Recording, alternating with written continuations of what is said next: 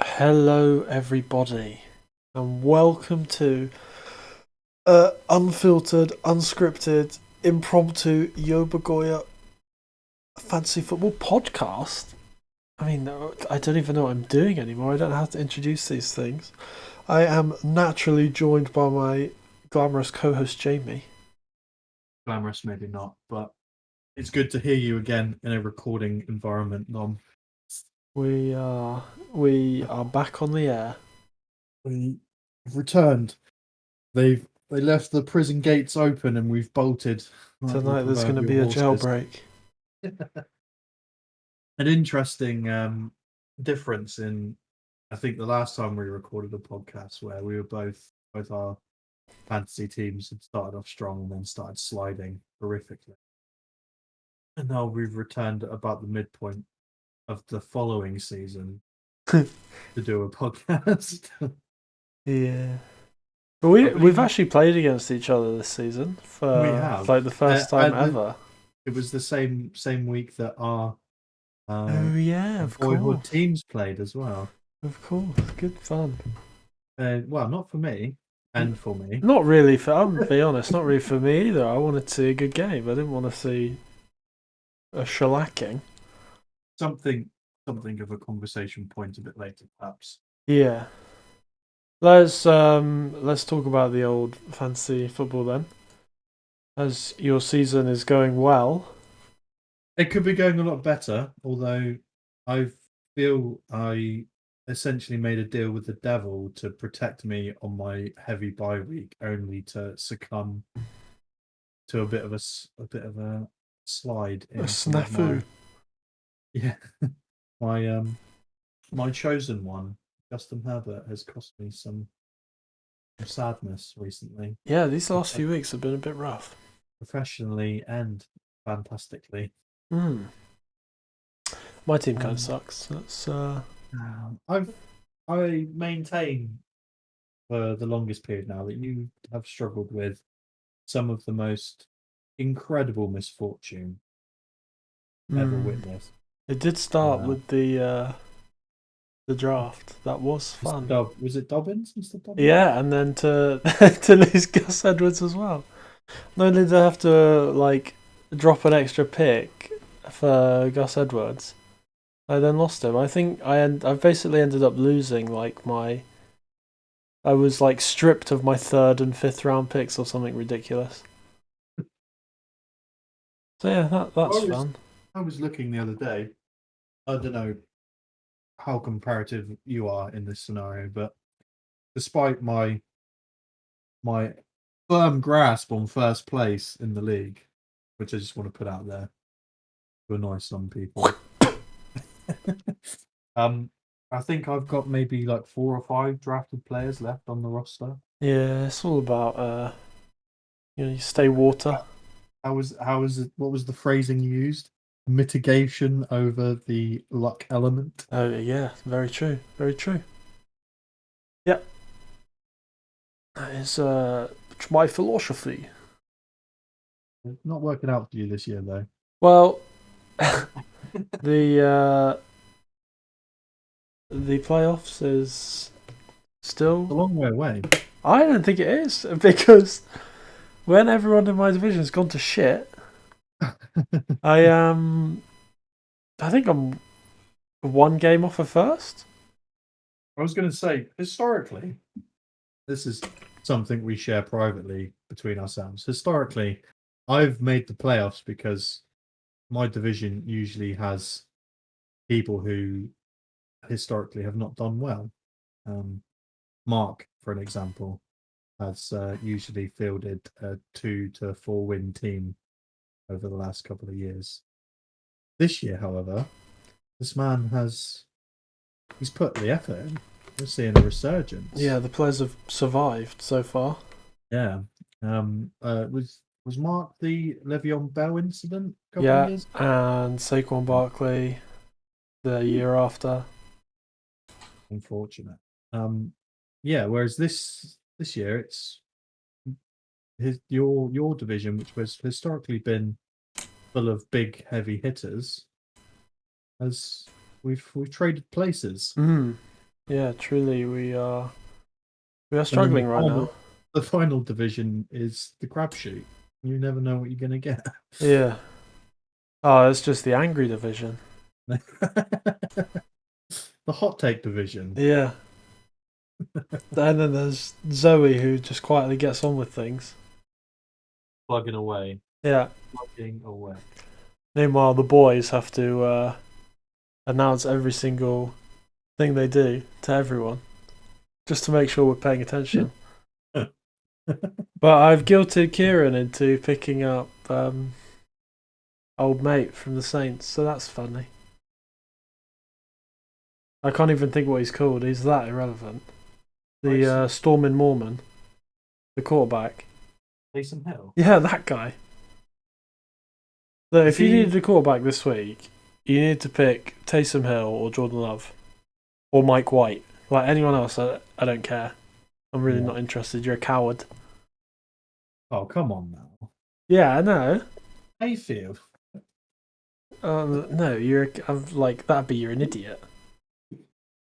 I can't believe you've just spat all over Jared Goff's name like this. It can, yeah. Well, I mean, we can talk about that later. But Yeah, so when we come back to the real life game. Excellent. Okay, where should we springboard here? I don't know.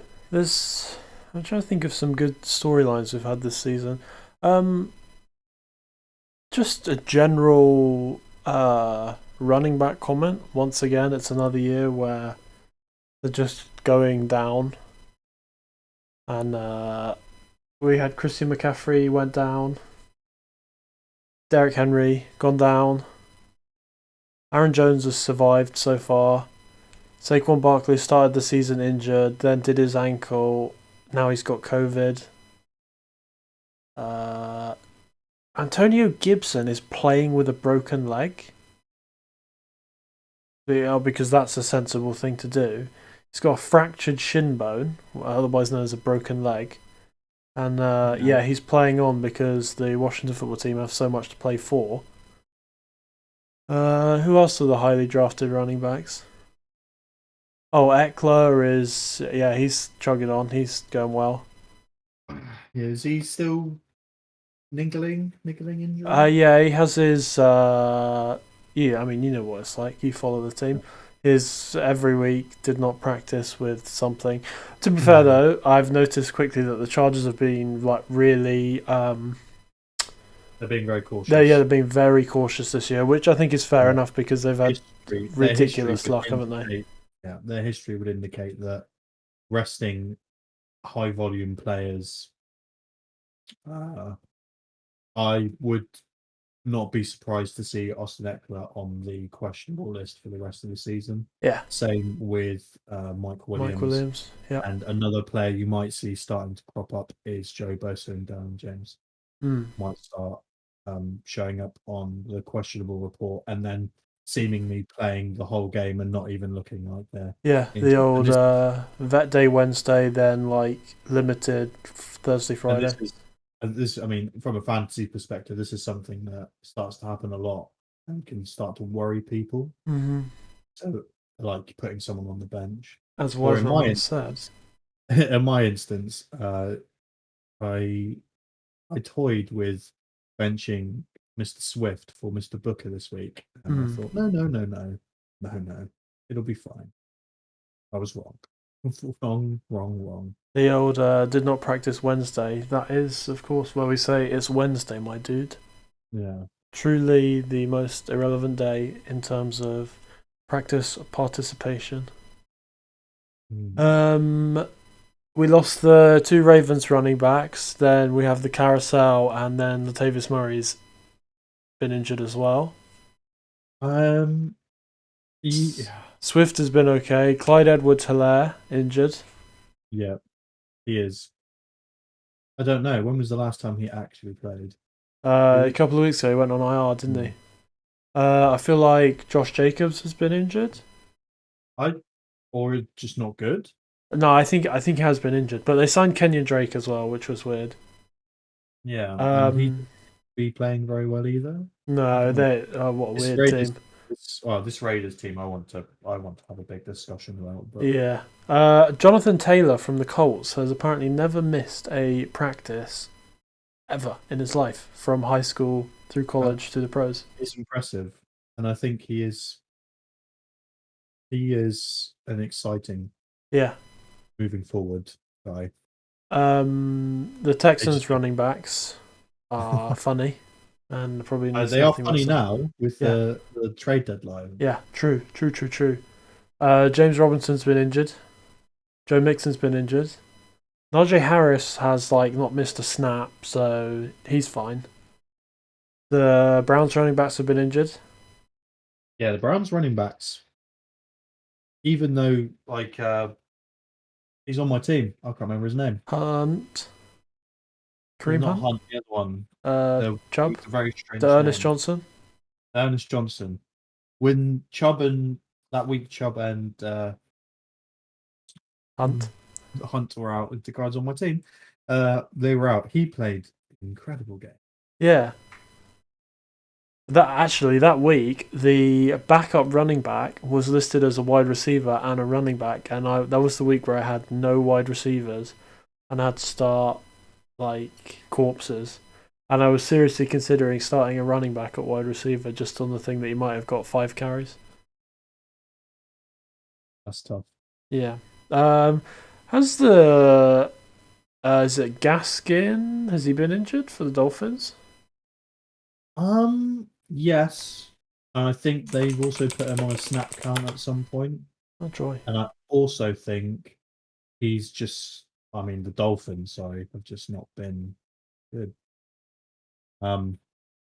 Is he the starter or is it the other guy?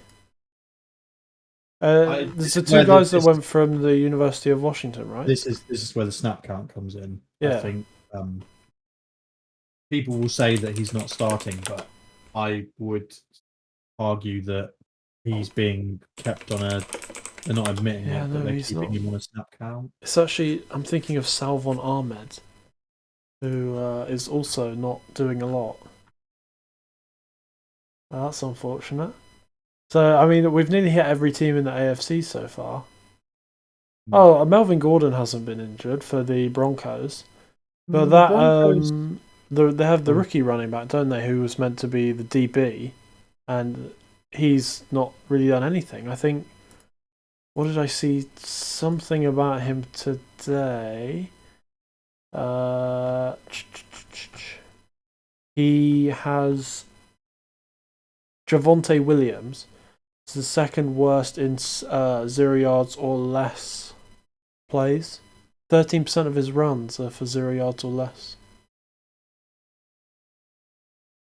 He also has a ridiculous missed tackle rate, so really impressive performance from the Broncos' offensive line there.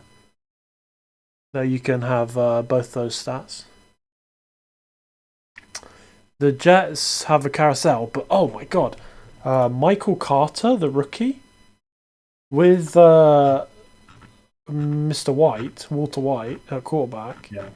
He is like McCaffrey. Hmm. I'm trying to find the stat. I did read such things. He's one of only 5. I don't know if there's players or running backs with over 30 forced missed tackles this season. Over the last 7 quarters, with Mike White playing quarterback, Michael Carter has 17 receptions for 162 yards on 22 targets. That's obscene. So I'm glad they found a way to use him. Yeah. No, strongly do. The Bills have started to actually use the running back position. A little bit. It's about time. Yeah, true. There's only so much you can win a game on Josh Allen having the launch codes. Genetically implanted in his arm. Mm-hmm. I just went to look up Zach Moss's stats on ESPN, and they hit me with an autoplay video. So is Devin Singletary still? Yeah, I Who's mean, the I think he still exists on planet Earth. I'm not sure about in an American football capacity. the Bears. I Oh, know Bears. that Herbert Yeah. Oh, of the what Bears. a talent! He looks Yeah, great for I a don't sixth know round what. rookie. I know we've literally jumped from AFC to NFC very quickly.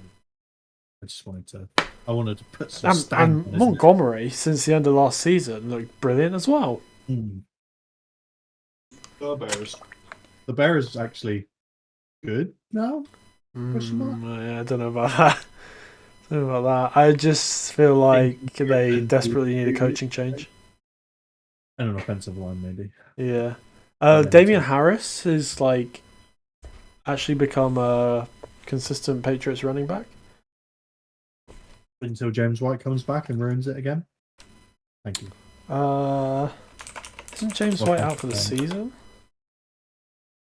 I thought he was on long-term IR.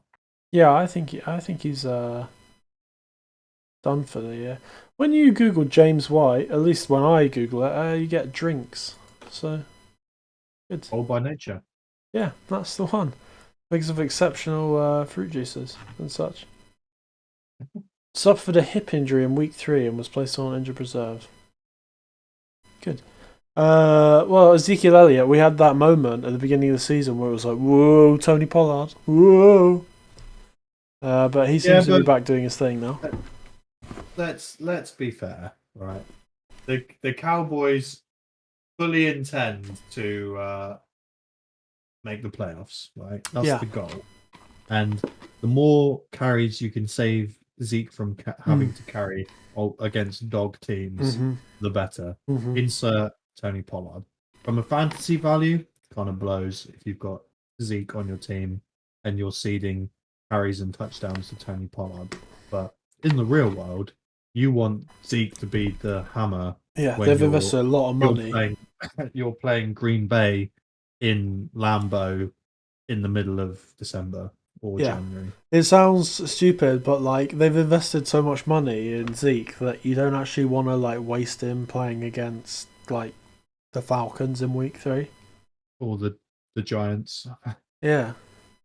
Not to be rude the Giants running backs. What we said about Barkley already. What nightmare. The Eagles can't use Miles Sanders at all. Especially when he's on IR, yeah. Yeah. Or closing in on IR. Wasn't he getting like 3 carries a game? Something like that. And coming out and being like, yeah, I feel like football teams work better when they run the ball. And it was like, true. And suddenly Mr. Scott is coming out and getting like 10 carries a game and scoring a touchdown and going for 100 yards. Weird. Yeah. Antonio Gibson got the broken leg. We talked about the Bears. Aaron Jones is alive, healthy, well, a beast. Good. Shame about the rest of his team. Yeah, shame about the old homeopathic or holistic immunization treatment. Did you see the video from like early? I don't know if it was like pre-season or like one of the like early weeks where Mr. Rogers was point blank asked about being vaccinated. Yeah, have you been vaccinated? I've been immunized. Yeah. No one pressed him. So one of the like Packers beat writers was saying today that like he actually had a follow-up question and he didn't ask it. He was going to ask what made you choose to get vaccinated, and apparently they were told to like move off the subject. Oh. Which, like, I can understand, like, if, you kind of... Yeah. The people from the team website want you to be asking questions about football so they can put the articles on the team website. Yeah. Like, they probably don't want to have an article like, Aaron Rodgers is vaccinated because he thinks that he doesn't want to get pee-pee poo-poo or whatever. Or he's not vaccinated because he believes trading his actual blood with plasma from Russia will save him from COVID. Because he believes that chemtrails from planes give people cancer, which is I'm gonna somehow get this video like stricken off of YouTube by saying that. But according to Randall Cobb a couple of years ago, or from someone has said this week that Aaron Rodgers believes that, one of his former teammates. So This is Funny. almost Kyrie Irving arguing with reporters at the media availability about flat Earth theory. It's Yeah. almost. Oh, what was his But his classic one where he just like approached the coach and was like, "What does power mean to you?" or something? Ah, Kyrie Irving, what a guy. Um, that's sorry to derail the whole. yeah. DeAndre Swift is going well. Just a shame about like the Uh, Lions and as like a general football organization. I mean, it's encouraging when they have. How do I phrase this without sounding weird? They throw up a stinker of a game last week in the next uh chapter of stinkers that they've put up this season. Um, and the first thing, well, not the first thing, but one of the main talking points the coach has is, "Oh, we just need to get Swift the ball more because he's our best player." I Hmm. mean, the obviously there is something they know they've got to do something, but they it's bizarre. It's the first season where we're going to have 17 games, and the Don't say Lions it. No, don't almost say it. Don't say it. almost seem hell bent on ensuring that they are the first team to lose 17 in a season I after being the first team to lose 16. I I don't know how I feel about Dan Campbell. I wanna go in depth on this later. I kind of like him, but I don't know. Um, Oh, the yeah. Cook's been injured for the Vikings. Yeah. Uh, Cordero Patterson's the lead running back in Atlanta. The less said about that, the better. Yeah. What are you Alvin talking about? Alvin This Kamara. man's on my team, dog. I know. I'm just thinking from like a general, just from a top-down view. If I do Cordero want to. Patterson is your lead running back, maybe we don't want to talk about your team. He's not I my mean, your lead real running life back. team. Oh, okay. Actually, Yeah. I got a Cordero Patterson story as well, but I want to save that when we come to the. The Falcons Maybe round. we'll talk about the games this week at some point because that's where my story hits. Okay. Alvin Kamara was like not getting receptions, so that's stupid. It's bit. I mean, is uh, I want to talk. Shall I leave this for when we talk about the actual Saints and the? Yeah, we're gonna have to. Whew, we're gonna have to start flying through things. Yeah. McCaffrey been injured. The Buccaneers have decided that Leonard Fournette is good and they like running the football. So hey, good for you guys. More power to you. I'm sure they decided that last year, and then they In the started this playoffs, year. right? Yeah, Yeah, and then playoff so I'm Lenny. pretty sure there was like this might have been from because I watched the Americas game because I got Game Pass. I'm that Mark, Mm, brony Mark, mm. but I'm sure there was sort of like in the America's team docu series they were talking about how we got Fournette to come in to run the ball and he's playoff Lenny and all this stuff. And it was like, I'm sure there was like, even Tom Brady was like talking about like, oh yeah, this is the blueprint for us to continue winning. Mm. And then like week one, it was like, no guys, no, we're not running Leonard Fournette. Lol.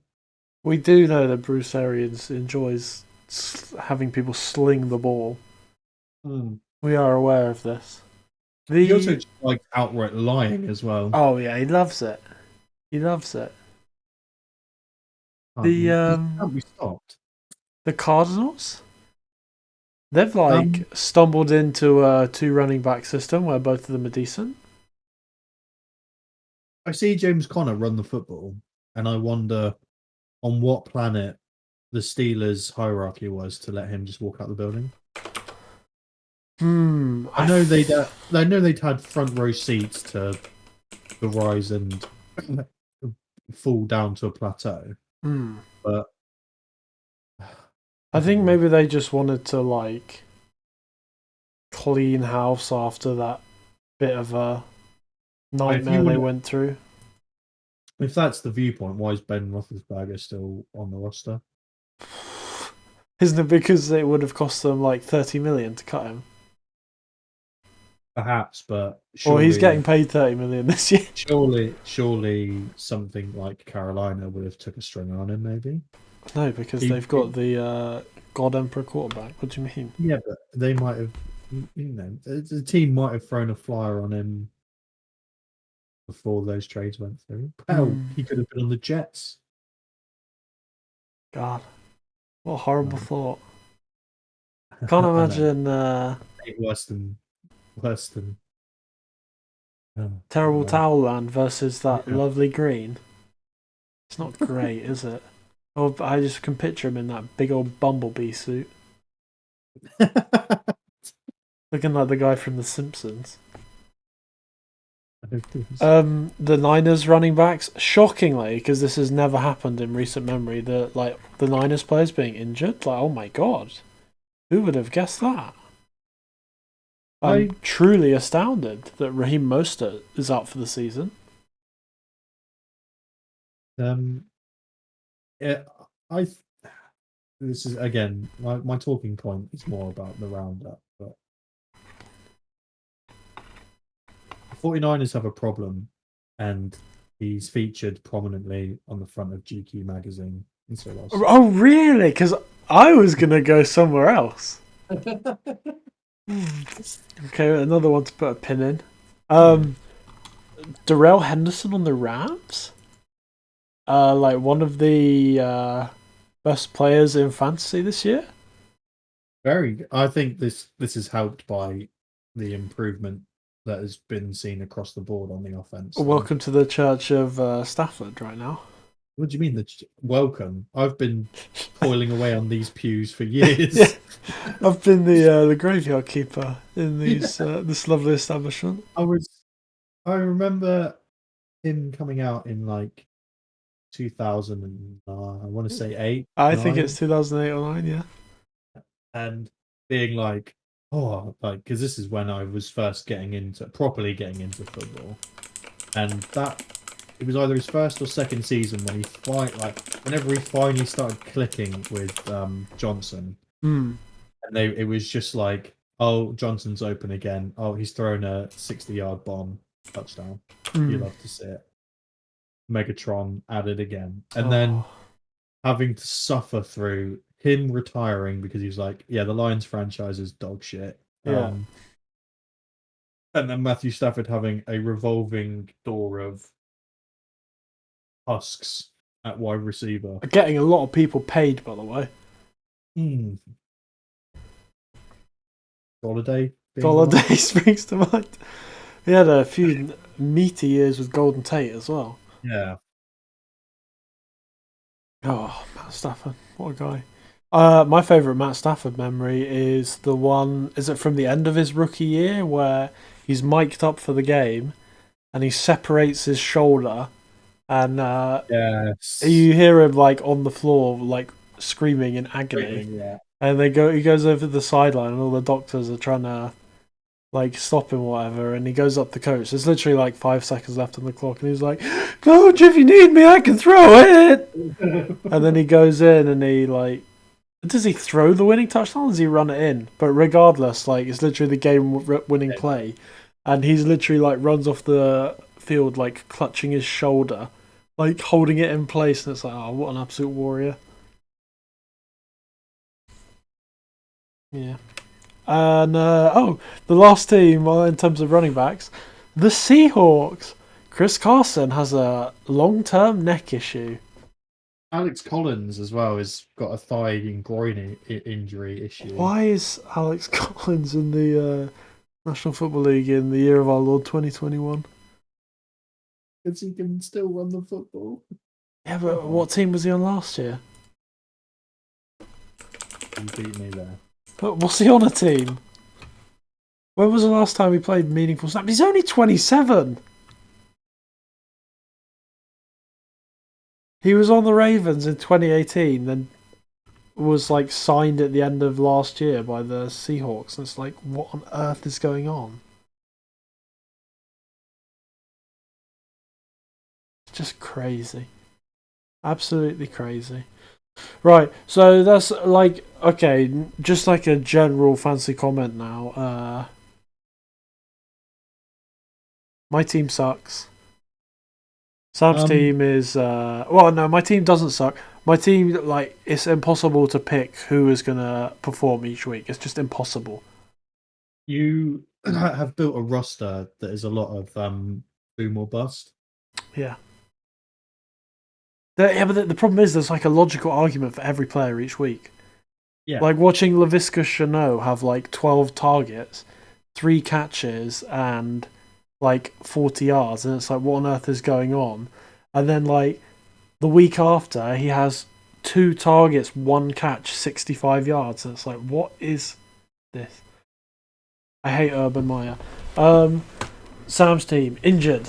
Dan's team, he's trying his damnedest. He was like winless, and now he's trying.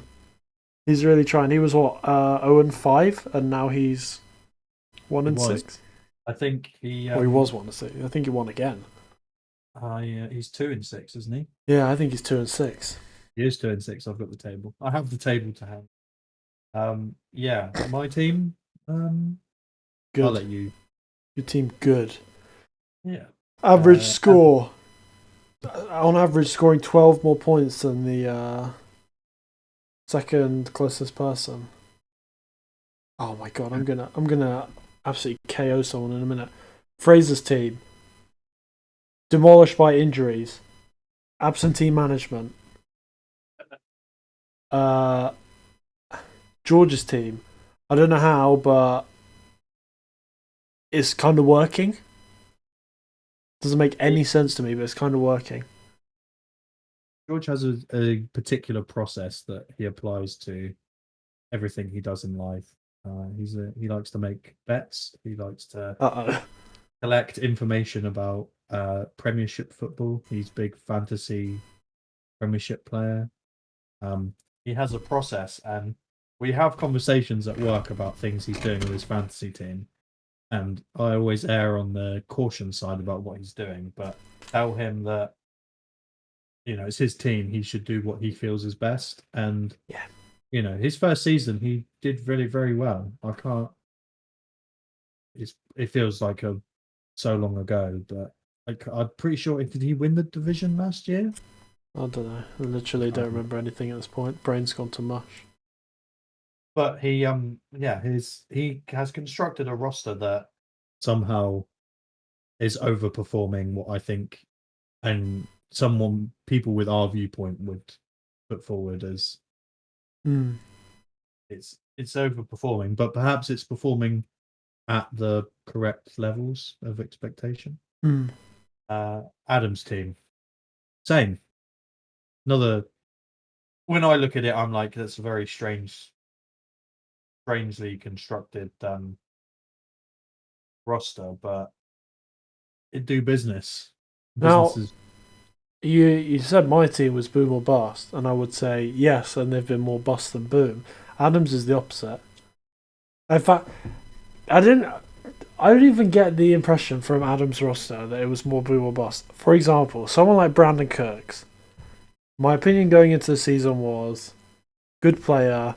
That team is going to be so bad. You're literally chasing stardust with Brandon Kirks. Mm-hmm. And lo and behold, the Texans are like, I'm just pulling numbers out of the air now because I literally do not care about the Houston Texans. They are throwing for like a pitiful amount of yards and maybe 1 or 2 touchdowns, and Brandon Cooks is all of it. Yes, and he is. The dude is He's making chicken salad out of chicken shit. Yeah, he is. But I mean, he's always been like good wherever he's gone. Yeah, I just don't think he's ever been like appreciate his what he brings to the table has been appreciated enough to keep him on one team long term. Yeah, he's like, you see the draft capital and the money he's collected from teams. Like, he's obviously valued around the league. I do think it's weird that he hasn't like stayed in one place forever.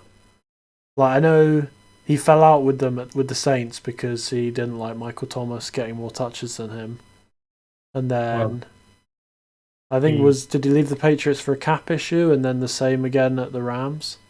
Yeah, I think he's been talented, but there's always been like someone better than him on the team. I mean, maybe not on the Patriots. And I feel like those 3 years with the Rams, well, I'd say the three wide receivers on the Rams in like the first couple of McVay years were like all three of them were brilliant. All three of them had like very different roles, and then all of a sudden they were like, "Yeah, we're not going to do that anymore." And like obviously it's working, but you're just like, well, Cook has been the odd man out there, but it could have very easily been Bobby Trees. Very true. Obviously, it wasn't going to be Cooper Kupp, who's like, I don't know if he's still on record to set the best wide receiver season in history, but that was shocking. Well, no, it wasn't shocking from the play I've seen this season, but if you had told me before the season, oh, Cooper Kupp is going to be on pace midway through the season to break the all-time yardage record, I would be like, yeah, okay. I might have fought you on that if you were negative, because this swings back to me being the pious man at the Matt Stafford church. I know. Maybe I'm racist. Maybe I just didn't think like I've loved Cooper Kupp since he was in college, but I have never thought that guy's a 2,000-yard receiver. From college, I maybe would have been in the corner of this guy's not going to do that, but here we are. Mark's team, surprising. Yeah. You're liable to get clapped by Justin Jefferson on any given week, and that is... There is an interesting member of his bench who I'm sure we'll get to later on. Okay. Brees and Kieran, the terrible twosome.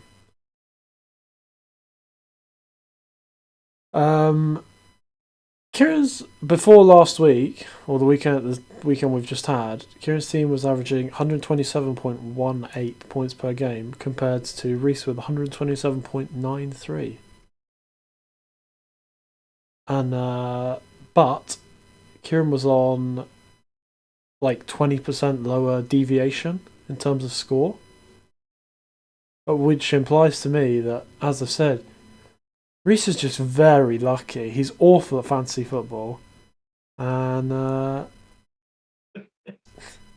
yeah, I'm saying this because it's funny.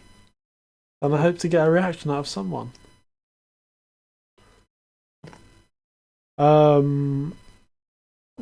We mentioned Zoe already. This is going to sound harsh now because we're like not going to say much interesting about some people, but some people just get on with it and they have a solid team. And they don't talk no shit to nobody. They get on with it. They put in a solid team every week. You know if you're playing them, it's going to be hard to beat them. And then it's on to the next week. Very true. I got a lot of time for it. Tom lost to me last week, so that's funny. Yeah, Tom's having a bit of a mare. The only multiple. Yeah, the 2-time, back-to-back 2-time. But not back to back.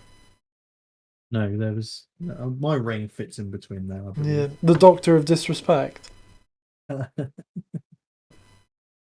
the 2-time champ, and it's just whoa. I mean, it was due. I mean, he's been very good the last 3 years. And it's nice to see the up and down. Shall we spin the carousel?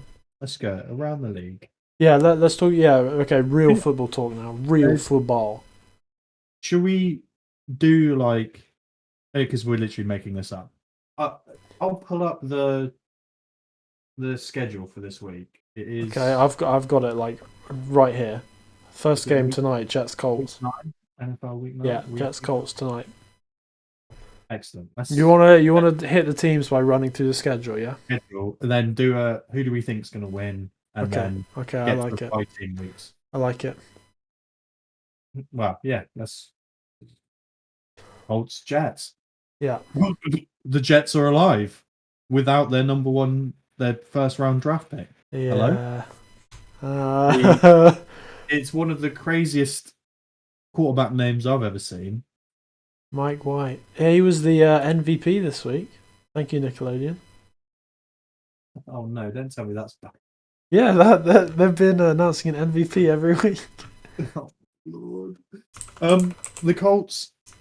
I want to start on the Colts. The Colts are a team that were built around Andrew Luck, like what, 3 years ago? Yeah, And since the rest of the team reached its peak of power, and Philip Rivers was their quarterback, yeah. and I will stand here. I'll stand on the soapbox and clap for Mr. Rivers all day and all night. But he was He was the okay. long in the tooth Philip Rivers Yeah. that you saw towards the end of his time in San Diego and Los Angeles.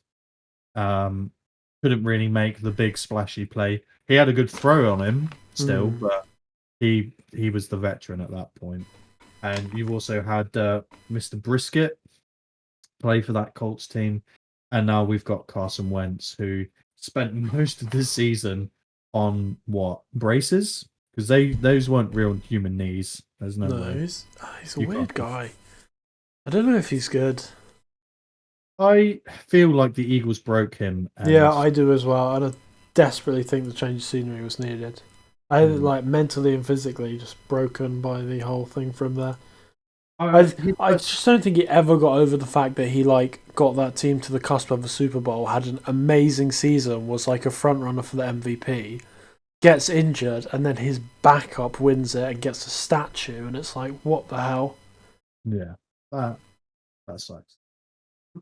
Um, the Jets, the proverbial hot mess since the Rex Ryan years and the Sanchez. Yeah. Done what, they've done nothing since that AFC Championship game they bottled out of. Well, they had our favourite coach. True. Who were actually, as you pointed. Oh no, sorry, that was the Dolphins. Yeah. We can come to that later. Yeah. Gotta leave some ammo I in the think this chamber. could lead to, if Mike White keeps playing at this level, that is. Wait, hold possible. on. I mean, it's a bit weird. I'm struggling to wrap my head around. The Chargers get absolutely knocked off their feet by the Ravens. Mm-hmm. Perfectly reasonable. The Ravens are a very good team.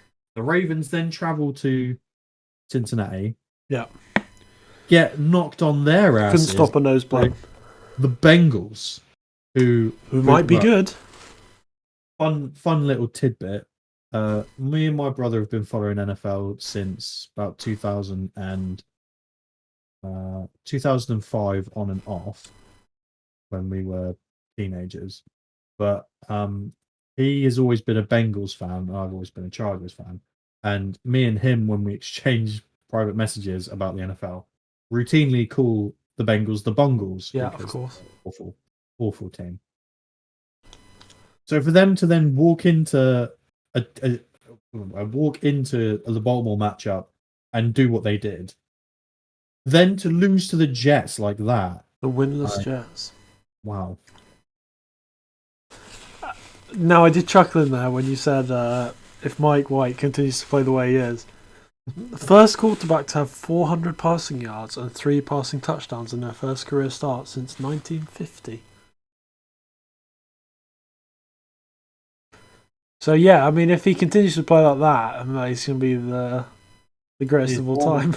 His Mormon counterpart might be playing quarterback for another team. Yeah. Robert Saleh smiles when asked if Mike White will start against the Colts. Yeah, he's starting Thursday. It kind of it reminds me of the Kirk Cousins, Robert Griffin III. Oh yeah. Situation. I get it. Yeah. Robert Griffin III was. I mean, he was more touted as a generational talent than he was. Yeah. Our good friend Mr. Zachary is, but oft injured because they broke him, didn't they? Made him play with the knee injury. Yeah, but then the backup, who was also drafted that same year, comes up and just.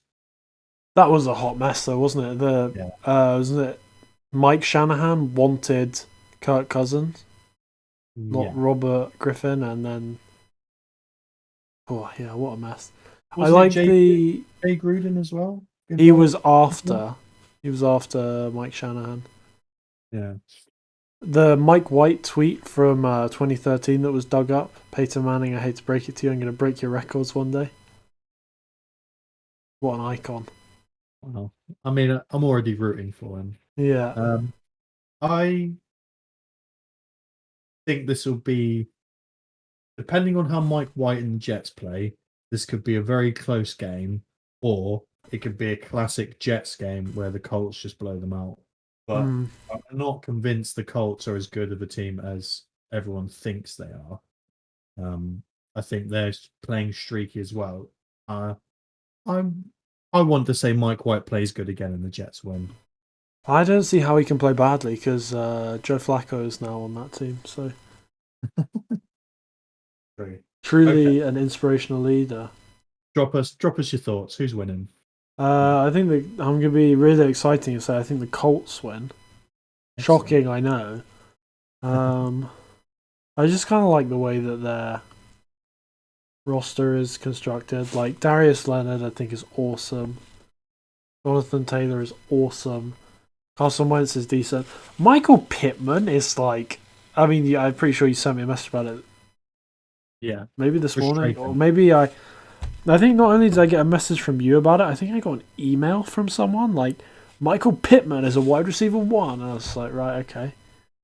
And I'm pretty sure in terms of like second year wide receivers, he's like putting up some ridiculous historical numbers, and it's like, what is going on?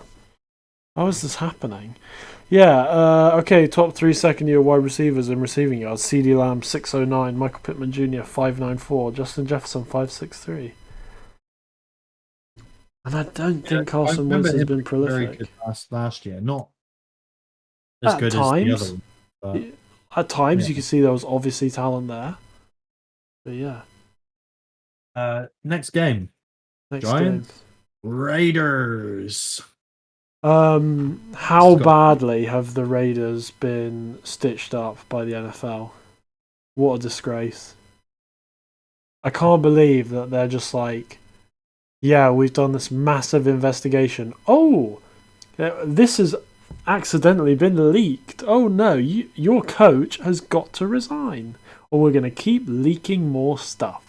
Because that's what's happened. And yeah, because let's be real here. The investigation was on the Washington football team, yeah, and it was an ex-executive. I mean, those emails date back to when John Gruden was what? he was working for Monday ESPN. Night Football? Yeah. Yeah.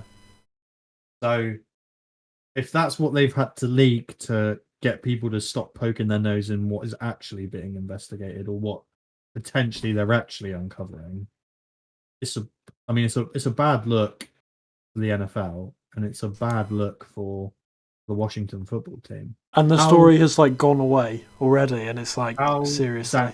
Zack Schneider still has control of that team is beyond me. Well, technically, he doesn't. Technically, he was banned, and his wife is now in charge. But he should have been made to sell the team. Yes, I agree. He should probably be in prison on human trafficking charges. You can read all about that, the treatment of the cheerleaders. He is a disgrace. The NFL's handling of the whole issue is a disgrace. The fact that they can just torpedo a team's season on a whim is a disgrace. And we should seriously be questioning why, as fans, this is not an issue that's being talked about. It's just being ignored. More stuff came out about it last Thursday, but oh, it's Thursday night football! Football's back! And it's like, right, okay. Really, really look at the shiny, shiny hours. But hey, that's the way of the world these days, so. Circle the wagons back a little bit from the higher parts of Mount Complain.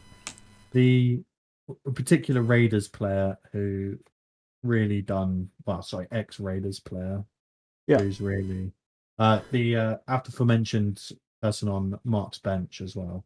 Yes. To connect the dots, the multiverse coming together. I don't even really want to say his name, but No. Mr. Ruggs and his.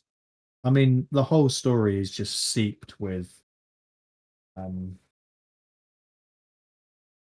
it's a sad story, but when you dive even an inch under the surface, it's just ridiculous Yeah. how someone whose touchdown celebration is an homage to his best friend who died in a car accident.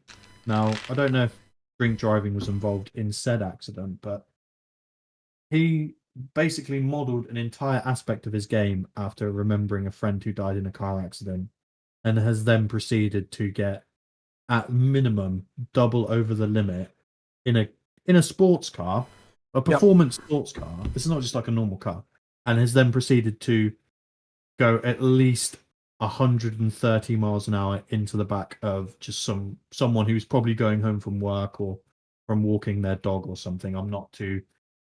No one knows what she was doing at that time of the evening, but she was at that stoplight. She was stopped, and he's just gone right into the back of her and killed her. Yeah. You know. Awful. Many lives Right. ruined. Rightly so, has lost his job, probably his career. Now, what this brings me to is the 2020 Raiders draft class, the first 4 rounds. Mm-hmm. I've got the list here. Henry Ruggs released, round 1. Second round 1 pick, Damon Arnett benched. Round 3, Lynn Bowden, 0 snaps, traded. Round 3, Brian Edwards, starting wide receiver. Round 3, Tanner Muse, cut, 0 snaps. Round 4, Amik Robinson, benched. Round 4, John Simpson, backup. What is that draft class? It's disgusting. Classic Raiders. If you look at the draft picks of the Gruden 2.0 Mike Mayock era, not good. I mean, Colton Miller was the first round pick. He's been decent. He just got a big extension. Max Crosby was the 4th round pick. He's been good. Hunter Renfrow, 5th round pick. He's been good. After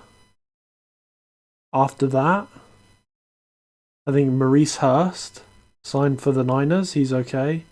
Cleveland Ferrell was a top 5 pick. I mean, I think he's been okay.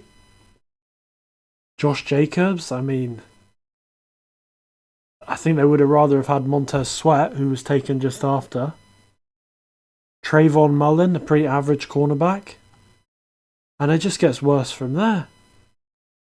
Like, I have some sympathy for the Raiders as a franchise this year because through the first sort of 4 or 5 weeks, they looked like they did start the season well, and they did look like a well organized coached group. Yeah, and I think this everything that's happened this week could lead to the Giants beating them. I mean, it's out there. I mean, I would pencil down the Giants to maybe win. I think to switch to just go to the Giants. They've been starting to play good football. really don't like Jason Garrett. No, the play calling has been atrocious. Who has Jason Garrett got dirt on? That means he keeps getting gigs. Jerry Jones, it must be. Now, surely. I'm actually like, this is talking about a past event, and I'm actually like afraid to vocalize it because it's such a horrifying thought. The Ravens actually had Jason Garrett as their first choice for head coach when Brian Billick left. And he chose to stay in Dallas. And they had to settle with John Harbaugh. You say settle. Yeah. Like, who wouldn't have rather had the clap out? What an awful thought. I mean, for you. Yeah. I've had to live with some horrific coaches, so. No, I'm sure we'll be talking about some of them in a minute. Yeah, I'll pencil the Giants to win. I'm going to trap as well. Kadarius Toney had that fun game, didn't he? Hopefully he can do that again. Yeah. Devontae Booker, decent. No idea if Daniel Jones is any good. Still. Yeah, and Saquon Barkley has COVID, so Booker's definitely the man. Yeah. Their offensive line is awful still. That's a surprise. In current year, of course, the Giants' offensive line is awful. Year of our Lord 20. Mm. Yeah, consensus Giants. Okay, next bouncing Saints Falcons. Woo, woo. 5 years ago, premier matchup. 2021. Oh boy, comes the You fire. see, Philip Rivers has said that he's available if the Saints want him to be quarterback. But that means Taysom Hill has to sit on the bench some more. No. He won't have to sit on the bench. He'll just have to be starting at tight end. Come on now. Okay, he'll have to be starting at running back. Sorry. To unpin some more of our dropped pins. Since Drew Brees left this offense, their choice in quarterback has been. I mean, I think Jameis Winston has done really well. Yeah, I think it's so un-Jameis like his play, but he was just really solid. Hard to believe that it actually was the LASIK surgery that he needed. He was literally squinting at people down the field, and that's why he was throwing crazy plot armor from the LASIK surgery. Yeah, wow. But he's not the same player as Drew Brees. Drew Brees was the distribution man. He was timing. Game. I hate the word game manager, but he was a game manager type quarterback who would do the most effective play as opposed to the sellout big throw play. Yeah, that's the difference here. Like cerebral. Yeah, I mean, and this goes back to Alvin Kamara, his touch rate with Breeze, without Breeze. With Breeze, he was getting the ball a lot more, and it's not gonna sound weird. That's what the Chargers do now because they've got Joe Lombardi as their offensive coordinator. That's the same offense. You look at how they use Eckler and the way they use Herbert's obvious talent and obvious intelligence within a football field. Unfortunately, that's not translated the last 2 or so weeks, but I think there's a combination. We'll get to the Chargers when we get to the Chargers, but when you've got someone like Jameis Winston, he is just throw it at the wide receivers, usually with some touch, but he's trying to find the spots in the defense where he can lure them in and then throw the big play. It feels to be a lot more like feel. Yeah. Whereas someone like Drew Brees, there was like rhythm, like get the ball out. Yeah. A player who I always enjoyed watching who did that a lot was Kurt Warner. In his latter years, in his Arizona years. When he played for the Rams, it was just, hey, look, my guys are faster than everyone else in the zone. Fuck it, chuck it. Yeah. Tom Brady as well. Tom Brady's very much like that. The rhythm and build up like roots until you can just get that one misplay and then suddenly you've got Mike Evans or, God forbid, Antonio Brown in the end zone. Yeah, okay, I'm going to do a cross-sports reference here. And this is something I said to Paul, who used to be in the league, who's now a football coach. And it was an opinion I had, and he was horrified when I said this, didn't like it at all. And it was very snobby about it, actually. Now, in the game of footy, you imagine you're defending and the opposition team just keeps punting it long over your head. You are going to drop off. You're going to drop deeper. So so the ball is just, instead of going over your head, you're just going to be right under it. Makes sense. So, if you, at the start of a game, if you kick it long 5 times, they're going to be like, oh yeah, we'd just drop off, easy. And then all of a sudden, you got 5 more yards to play with.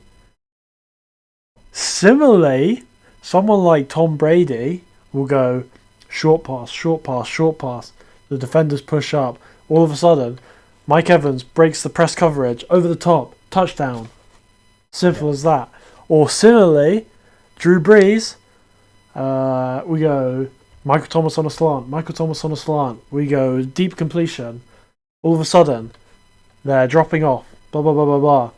Everyone's covered down the field. Oh, look, Alvin Kamara in the flat. Oh, look, he's amazing with the ball in his hand. He's just picked up 20 yards. It works. It's not that complicated. No, especially when a large majority of defenses are now built around the Tampa 2 in Yeah. some form. Although, not the Tampa 2 in its 2000 and 2001 variant doesn't exist anymore, because that Tampa 2 was a cover 2, whereas now we're in cover 4 and, dare I say it, cover 5 when you've got 5 DBs on the field. But Yeah. This, I really think there's something to be said for putting the ball in talented people's hands. which an excellent talking point to swing around to the Atlanta Falcons and Yeah. Oh my God. Wow. Oh, it's almost as if these things are like somehow in our brains. The Cordell Patterson Falcons. Yeah. That's crazy. I mean, even when I picked him up week 2 or 3, it was week 2, I think. I saw what they did in week 1, and I was like, nah, maybe. Week 2, it was like his touches were the same, like split differently between receptions and carries. And it was that London game where I had Patterson and is it Kieran? Yeah, Kieran had Mike Davis at the time. Mike Davis. And the whole running joke was, oh, Mike Davis isn't a running back. He's not going to get the carries. The whole time I was thinking, oh no, he'll get the carries and Patterson will just have some trick plays. It turned out to be Kieran's worst nightmare, where Mike Davis had like 4 carries and Cordero had like 12. And the man popped off for like 3 touchdowns or whatever it was that week. I'll be honest, when I saw, this is going to sound stupid now, but when I saw the numbers for Cordell Patterson, before you picked him up, I looked at them and I was like, wow, amazing numbers. Amazing use, amazing like target rate. And what I then took from that was, this is Cordell Patterson. It doesn't mean anything. He's going to have no touches next week. And lo and behold, someone has finally been like, you know what? Why not? Why not just feed the man? Yeah. And what I was going to say earlier, and I could talk about it when we talk about the Vikings versus the Ravens, but the last time the Vikings played the Ravens, and Mark will remember this, I'm 100% sure, it was that weekend in, I think, 2014 or 15, where it was really snowy. And there was like 5 or 6 games with loads of snow. And I think that there was like no scores until the last 2 minutes of the game. And all of a sudden, I think there was like 5 touchdowns, of which one of them was Cordell Patterson on a wide receiver screen, just like running 40 yards. Matt Elam in the snow. He couldn't tackle at the best of times, and he's just stuck him on his backside and scored. And this was as a rookie. And it was like, wow, what a crazy memory. But it was obvious, even in his rookie year, that like he was some crazy talent with the ball in his hands. And I don't understand why like his career's gone the way it has. Because to go from a first round pick to being relegated to being a kick return specialist is just so weird to me. And then to suddenly find a big niche in, like, was it year 9 of his career? No, year 7? I feel like in some aspects he suffered from the Devin Hester problem. Yeah. Where whisper it. They might be comparable in terms of kick return ability. I'm just gonna come out and say the quiet part loud. For people who aren't aware, Devin Hester played for the Bears, and was an incredible returner. He had the ball in his hands with a good amount of yardage of space in front of him, and he was electric. Well, teams just didn't kick to him, did they? So electric, and you've taken the words out of my mouth. He had the return in the Super Bowl. Yeah, to start the game. Rightly, against the Colts. Yeah. That was all the Bears did.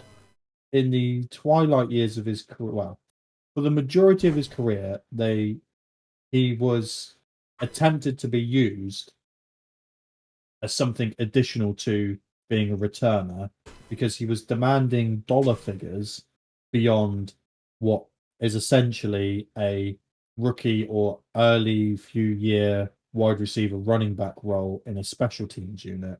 Mm. I mean, this is football like in the mid 2000s as well. So the special teamers were made up of the young players and a couple of just special team veterans because special teams was the joke part of football. Again, harsh wording, but making a point. And they tried to make him a wide receiver. Now, if you YouTube Devin Hester highlights, he did play quite well as a wide receiver at times. But I feel like if he had had a coach who put the philosophy that now is being put on Cordell Patterson, think of the career he could have had. If someone just went, do you know what? Fuck it.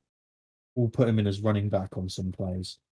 Fuck it. We'll have him do a toss route, or we'll put him in a position where we get him in on a running back screen or a wide receiver screen. He could have had a monster amount of production just because of what he could do if he had created space around him. And I think it is exactly so.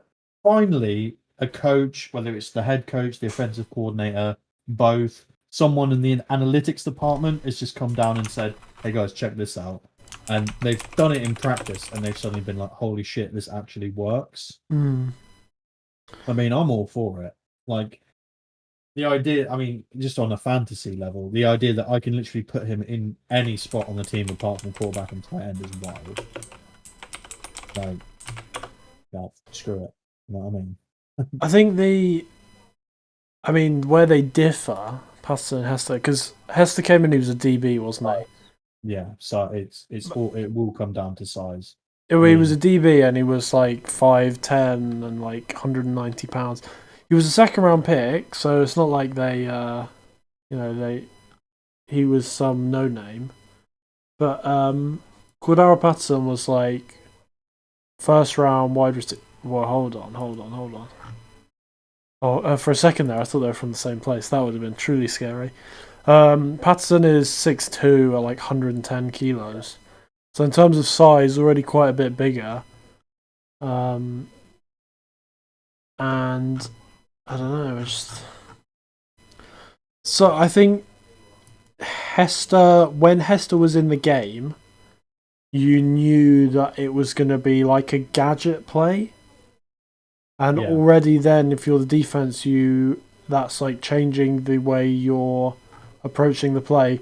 Whereas with Patterson, there's like it doesn't have to be something weird to get him the ball. Like he could just run out of the I formation, he could run a route, which I think is where a lot of these players fall down. Like Tavon Austin, super talented athlete, super talented with the ball in his hand, and with his size, like it became difficult to get him the ball. Like, yes, you want to manufacture touches for these people, but not ridiculously. Like you shouldn't be. You should be manufacturing the touches like in the scheme of in the foundation and the architecture of the offense, not like, oh yeah, he's gonna do like a, I don't know, a jet sweep reverse or like a crazy wide receiver screen double pass play, something like that. Like you want them to be able to play normally, but you should be saying, yeah, we should be getting this guy the ball 7-8 times in a game, in space. Yeah. Again, obviously, when I talk about potential misuse of Hester, we're talking about the NFL 15 years ago. Yeah. A completely different landscape. We've had Chip Kelly since then, who, for all the jokes you can make about him, has made offensive, or at least the construction of offense has been reconsidered on what you can and can't do and who you can and can't play in different sort of scenarios. And I think Cordero Patterson is the perfect combination of freakish athlete, build size, and actual talent that he can bring to the multiple positions he's expected to play within the scheme to organically create the chances that he's receiving. Could you imagine if someone like Sean McVay or Cliff Kingsbury got their hands on a rookie called Aaron Patterson now? Like, look at the way they're using Rondell Moore in Arizona. Dude's 5'7", and like they are just finding ways to get him the ball because he's so talented. Tavon Austin. Yeah, Although, like did McVay have Tavon Austin at some point, or is he a casualty of the Jeff Fisher era? God, I just lose like all my idea of time with Tavon Austin because he's still playing. He's on the Jags. Well, do we know what year McVay got to the Rams? Off the top of our heads? Second year of Goff. So that's 2017. So maybe they had 1 year of overlap? He's with the Rams from 2013 to 2017. Yeah. So 2017, that was the year he had the massive drop off with the Rams. Yeah, because I think what McVay wanted to do basically made him obsolete. Yeah, because they did the they ran the 3 wide receiver set and they ran the same formation every play, and you couldn't have Tavon Austin in that formation because there was no chance he was going to block anyone. Back to Saints Falcons. Yeah, I think Falcons win because Tavon Hill. Taysom Hill. I think the Saints will do them. I'm just really, I don't know. I think the Saints will win there. We know that they can find a way to win with Taysom Hill, even though it defies all logic. Well, I'll see you on Sunday, punk. I'll be there. Jaguars Bills. I think this is really quick. The Jaguars suck. Urban Meyer, go back to that young lady at the bar. That's where you belong. Urban Meyer sucks. The fact that Jamal Agnew is like the most targeted receiver in that offense sucks. The fact that Trevor Lawrence is having a own idol rookie year. The thing is though, like, I feel like everyone that was paying attention was like, kind of knew that this was going to happen. But I just think the biggest problem they have is the misuse of the personnel. Like, Laviska Shenault is someone that's being misused. Dude's a super athlete. We just give him the ball in the most stupid situations or don't target him at all. Really stupid, and I hate it. Look, people like 30-year-old Tavon Austin probably shouldn't be playing a big part in the offense of teams that are massively rebuilding and just got the first overall pick. Like, it's not like he's some player that's had a great career and is going to offer wonderful leadership, is he? He's not going to be like teaching people, this is how you be a wide receiver in the NFL. Probably. And the fact that they drafted that running back in the first round when they had James Robinson, I can't even think it was cool because he's been injured. Travis Etienne? What an idiot. And then Urban Meyer being like, can we trade up and draft whoever it was, some defensive player? And it's like, is this a joke? Do you know what you're doing? You realise it's the NFL? And I don't want to be that guy that's like, you realise it's the NFL?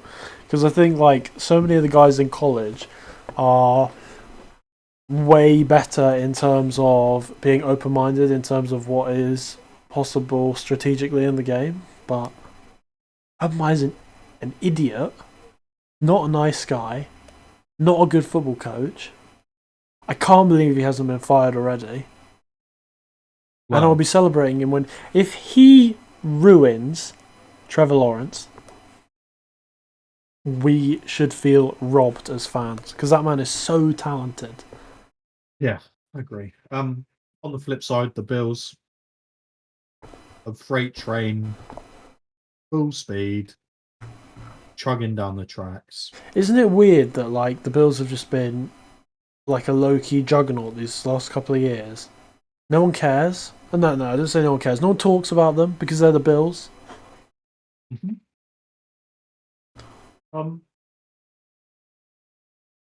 It'd be awesome to go to a game in Buffalo. The thing about the Bills are sneaky. I've always sneakily liked the Bills. Yeah, The me too. unis, Yeah, I fresh, like the uniforms a lot. fresh.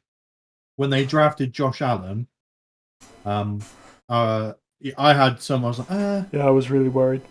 arms there, but is anything else there? That was it last year or the year Inaccurate. before Yeah, when the year he before last. started to string it together, and it was like, oh damn. And then they went out and got Stephon Diggs. They kept building on that already very good defense. Mm. I mean, it's had its ups and downs, but it's starting to look really good again. McDermott is such a good coach. Yeah, I think the Bills. This is a Bills screamer. And imagine, yeah, I agree. They could have had Donald Trump as their owner, and he wouldn't have been president, and they probably would have been miserable. And they probably wouldn't be the Buffalo Bills. Oh, they'd probably be in Florida somewhere. Mar-a-Lago. Bengals Browns. I don't like Baker Mayfield. Put me in the camp of Odell Beckham Jr.'s dad. I'm going to say something controversial. Go on. I think Baker Mayfield is the gatekeeper between quarterbacks who can win a team a Super Bowl and quarterbacks that are stopping a team from winning a Super Bowl. Well, you think he straddles the line? I think he is basically if you're above Baker Mayfield, Yeah. So he's the new Dalton line. as not a Dalton line, as in this is a line of This is higher than a Dalton line. good and great quarterbacks. So, as an example, when you saw the Browns Chargers track meet, Yeah. Justin Herbert was making crazy throws, some of them unscripted, to win the game. Like, just absolutely win the game. Baker Mayfield was making throws to not lose the game. And I don't know if this is something that you can necessarily, it comes natural, it's something taught, or it's a confidence thing. But I think Baker Mayfield, if you put Lamar Jackson or Justin Herbert or Tom Brady on that Browns team, the way it's constructed, do you think they have a better record? Yeah. Yeah.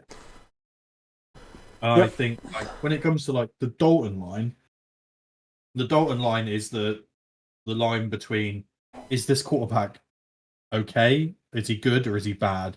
But this is this Baker line is this quarterback going to have an incredible supporting cast, Rex Grossman level, or is he the player that you build around him to win?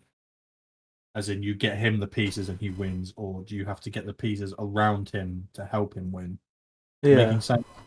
So, to go back to a wrestling reference, Please. you got Andy Dalton as a jobber, and Baker Mayfield as a jobber to the stars. You did it. You've cracked the code. They don't pay Baker Mayfield, right? They don't pay him, surely. That's not a $35 million quarterback. There's no way. I don't think so. This is another brilliant game to analyze just what the Browns need to think about. You're now going to have Joe Burrow come in. Oh, he's so good. Just him and Justin Herbert coming out in the same draft class is wild. Yeah. As players.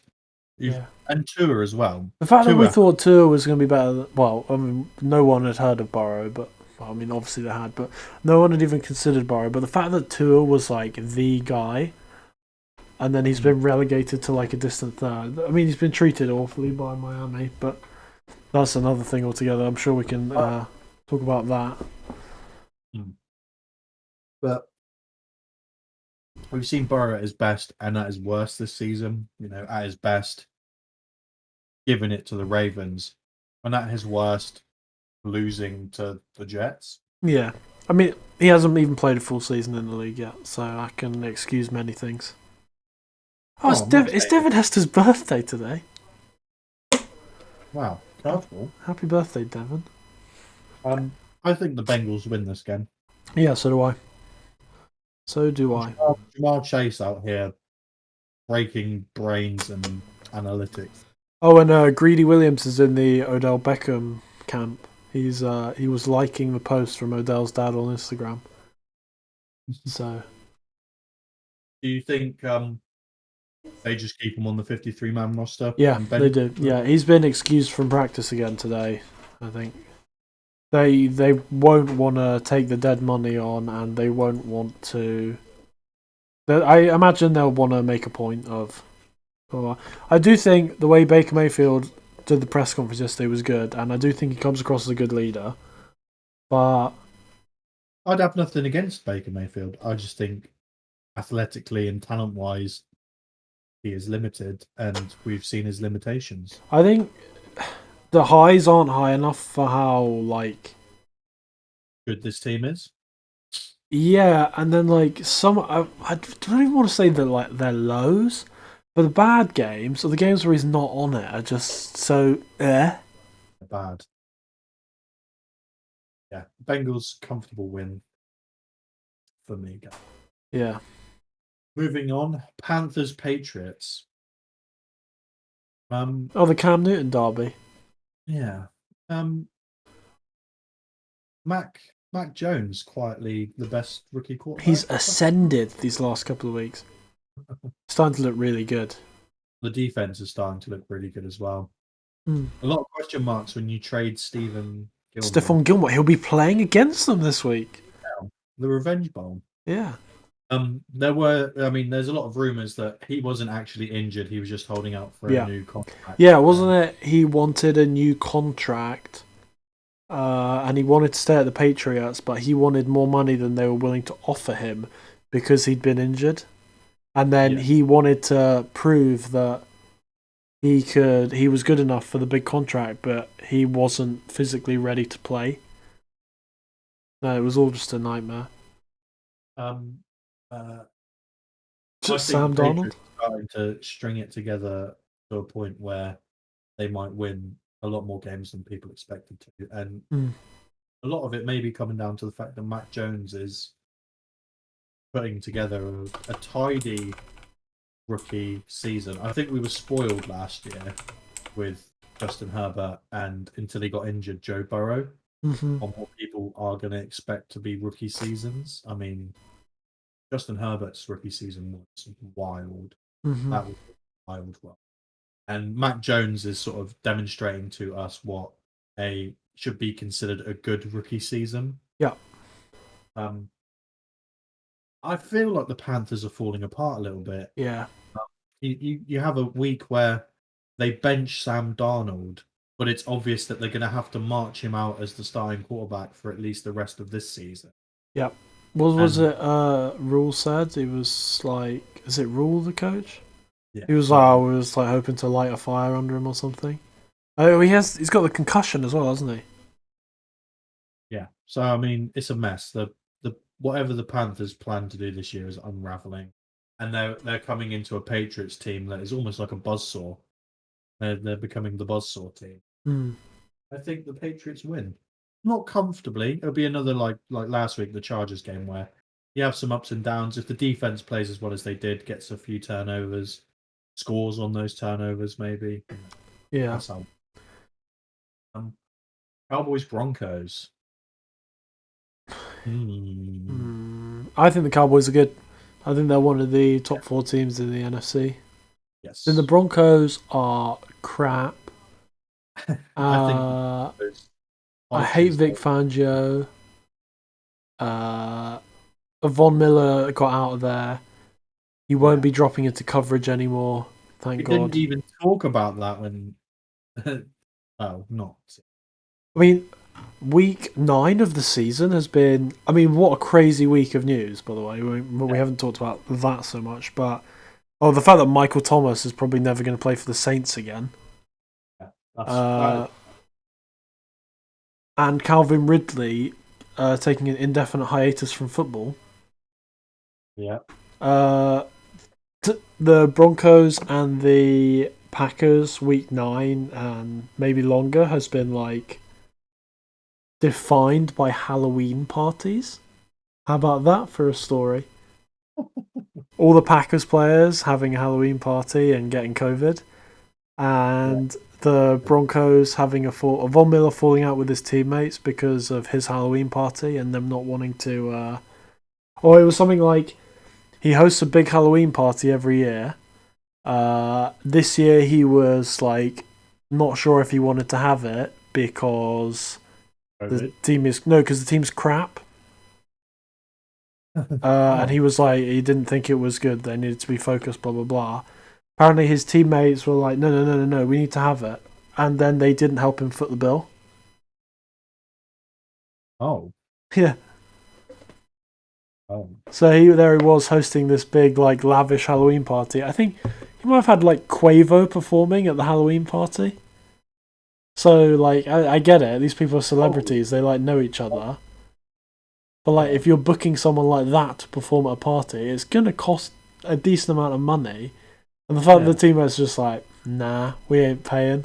The other guys that bloody wanted it. That is actually wild. I think good for Von Miller. I know. He's gonna absolutely annihilate the cheat Brady in the playoffs. Yeah. I think the Broncos are actually abysmal. Yeah. There's a YouTube personality who I follow, and he's a Broncos fan. He does a lot of Broncos content, but he does NFL content. But who is it? Give him a shout out. That's Good Sports. Brandon Turner. Okay. He's 80s themed, but yeah, he throws in some mirth and humor in there. But he shared a clip of Pat Shermer talking to media after like they started losing horribly. The man just does not look interested at all. Yeah, like he doesn't want to be there, and you get that. You must get that feeling from like some of the other coaches, and it must be permeating through the rest of the roster. Can we talk about Vic Fangio crying about the Ravens tying that record against them? Actually, like, I hate to use the word, it's actually so cringe.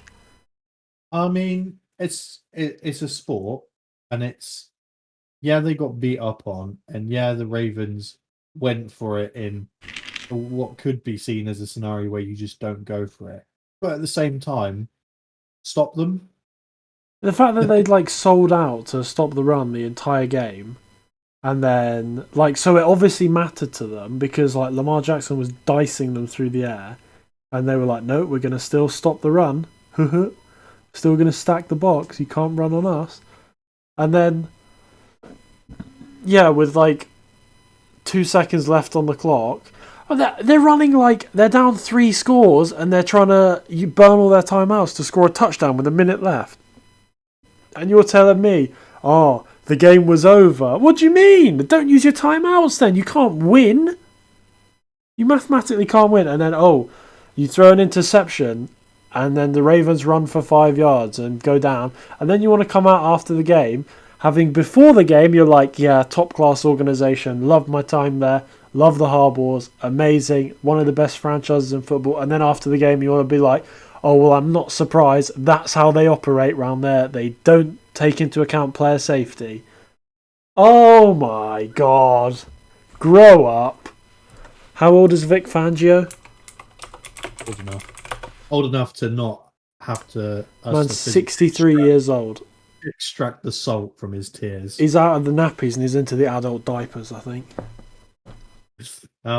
Cowboys roll. They're too good. Offensive line's too good. Yeah. And the Broncos defense has taken a huge hit, and I don't think it performs. Yeah. Ravens Vikings. Yeah, I'm gonna post the link to the highlights of the snow game because it was so fun. The game was awful until the last 2 minutes or something. Was that the week where like Le'Veon Bell is on the Steelers. I know we're going back to snow time, but I have vivid memories of him like just trundling through the snow, and it's like it's ankle deep snow, and the Steelers just running it every play. Possibly. The one you'll remember, it was the Eagles versus the Lions. And Megatron had the catch, and he like got tackled. And when he got up, his like visor and face mask was just completely full of snow. And that LaShawn McCoy. Yeah. Oh, LaShawn McCoy was just running he all was over. on it, as he so often was. What a player. Ravens Vikings. I'll let you talk about the Ravens. You know the team then. There's no defense. Can't tackle anyone. But Lamar Jackson is just unbelievable. He's good. And Best running back in the league. yeah. Obviously, he's better than Patrick Mahomes, that's for sure. As a quarterback, that is. And Odafe Owe is good. The rookie pass rusher. He's good. But there's no offensive line.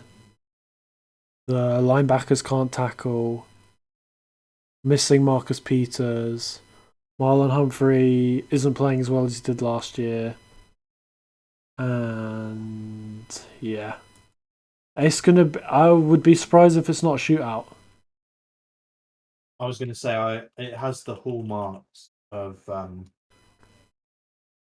shootout, and I think it could go either way. I want to say the Ravens win. They need to get back on track if they want to make a serious playoff run, not just make it and then get bumped. Yeah, I mean they're 5-2. They're coming off the bye. They do have a really good record off the bye under Harbaugh, as good teams should have good records off the bye. It makes sense, but it's not always the case. Are the Vikings gonna have to fire Zim? I think it may be on the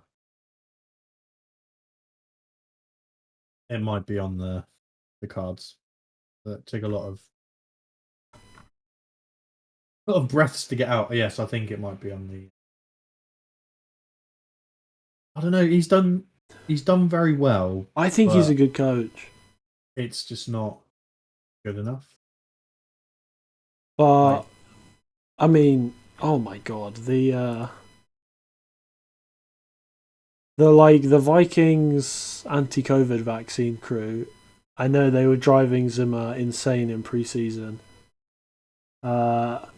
If you're a Vikings fan, you've got to be fuming with the way that those players were being slated, and then Aaron Rodgers like lying about being vaccinated to the media. But yeah, I think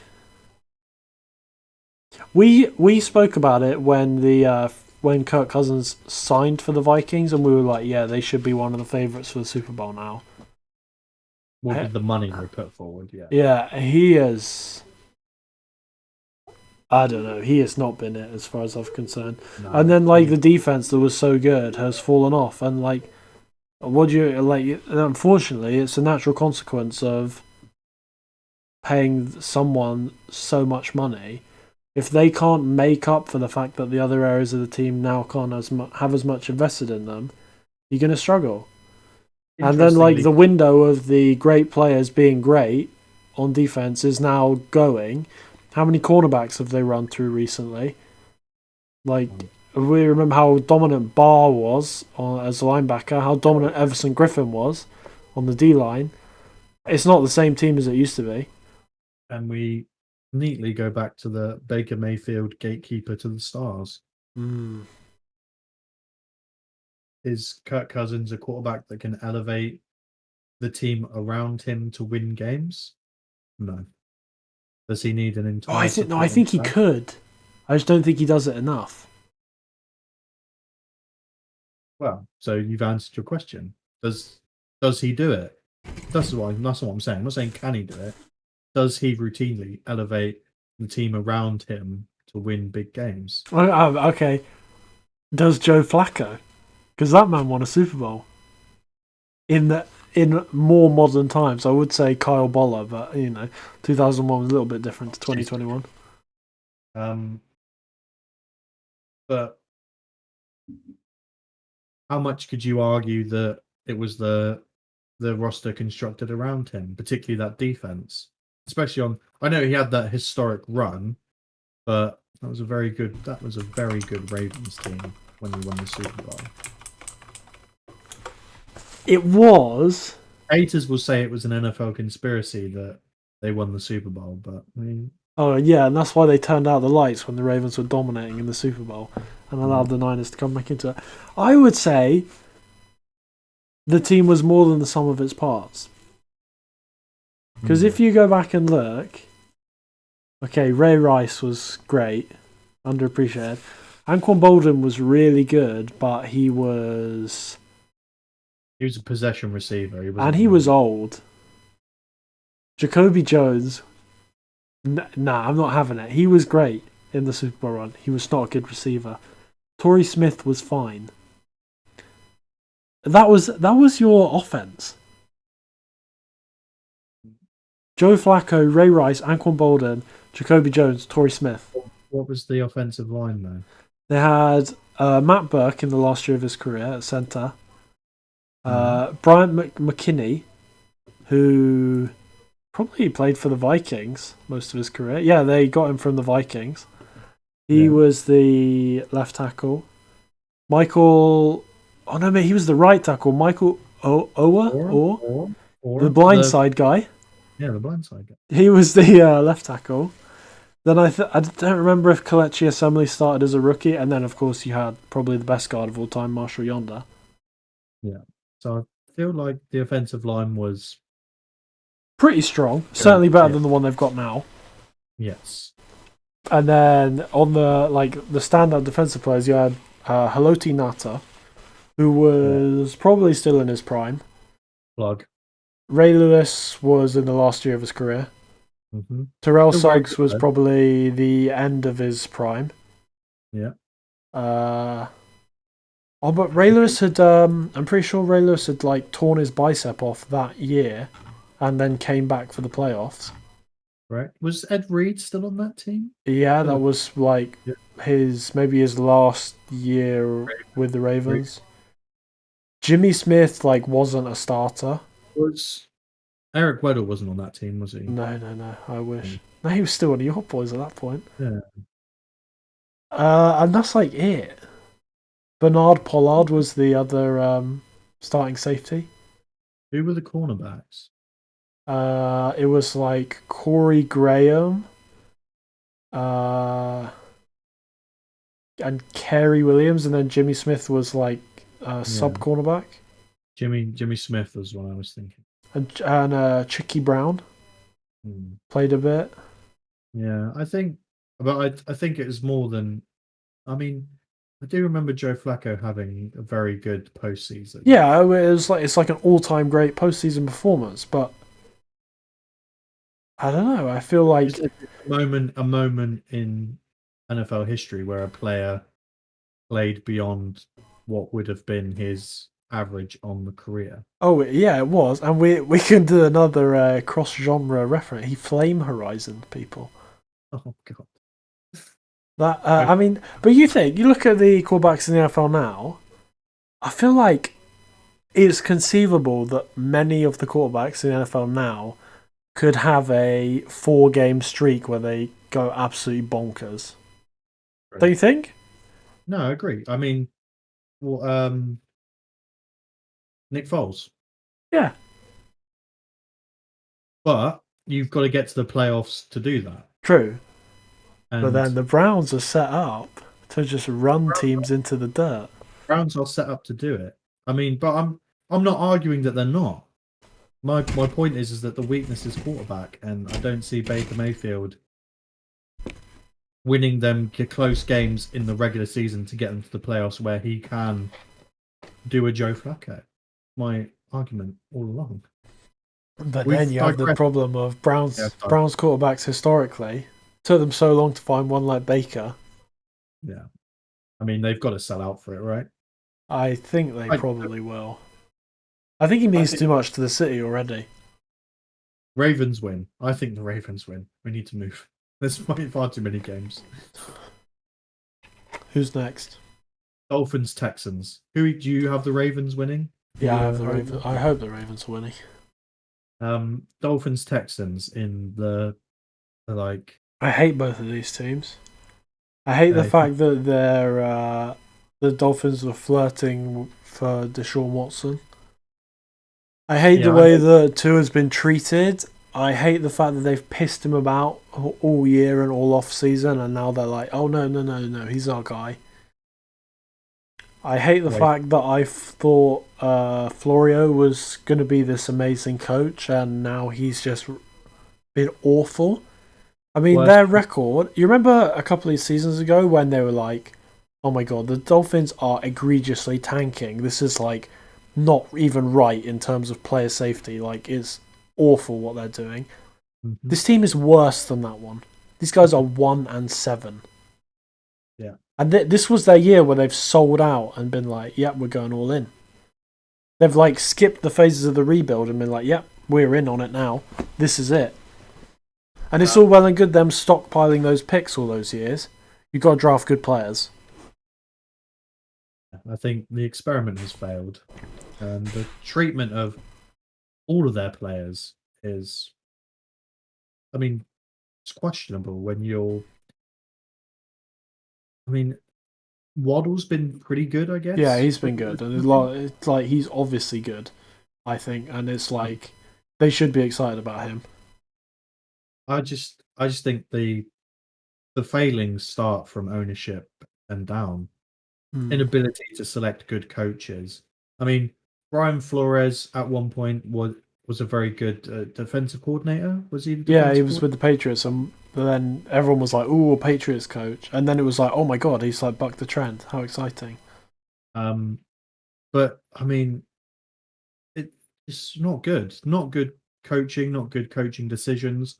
Not good scouting. Apart from Waddle. Yeah, I mean, you've said it all. And the Texans, they're just a nightmare. Ever since Bill O'Brien was ushered out, it was We a mess can- when Bill O'Brien was there. We can go into I wouldn't say the realms of conspiracy because like we literally know it's happening, but the executive vice president of football operations for the Texans is a man called Jack Easterby. Please, no, don't start. So he started off his coaching career in inverted commas as an intern with the Jags in 2004. He then went to the realms of college where he was a character coach for South Carolina. He then worked as the team chaplain for the Kansas City Chiefs. Then he, after the Aaron Hernandez situation in New England, they brought him in as part of that whole crisis to help the players like mentally and stuff.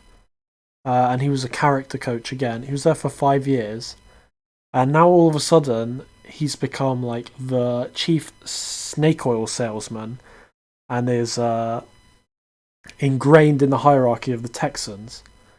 Now, there is a strong belief from people who report on the Texans that he is the guy that made them trade DeAndre Hopkins because the players loved him and DeAndre Hopkins saw through this guy's bullshit. Mm-hmm. And he's been like on record as being like, "Oh no, I don't do football decisions." You watch any Texans game this season, this dude is on the sideline talking to the coaches. What? Like, dude, what is going on? You can't have a team chaplain. I mean, he's literally like sells evangelical DVDs and books, and is like hiring people that he thanks in these books to prominent positions in the Texans organization. and you expect this to be a functioning football team. It's just, it doesn't work like that. There's too many talented people involved in the game to have people like that literally trying to play God. Muddying the trenches. Yeah, I just don't think the Texans are a good organization, and I think they're going to lose. And I want them to lose. Dog shit. Yeah. How does Sean Can both those teams lose? Tie. Put them down. Time. How does does Sean Watson, in the position that he's in, even if they are accusations, how is he still on a football team? Why is he not on the commissioner's exempt list? Released immediately, then put on, like the commissioner says, he cannot sign or play for a team until this is dealt with, and then we never hear about him again.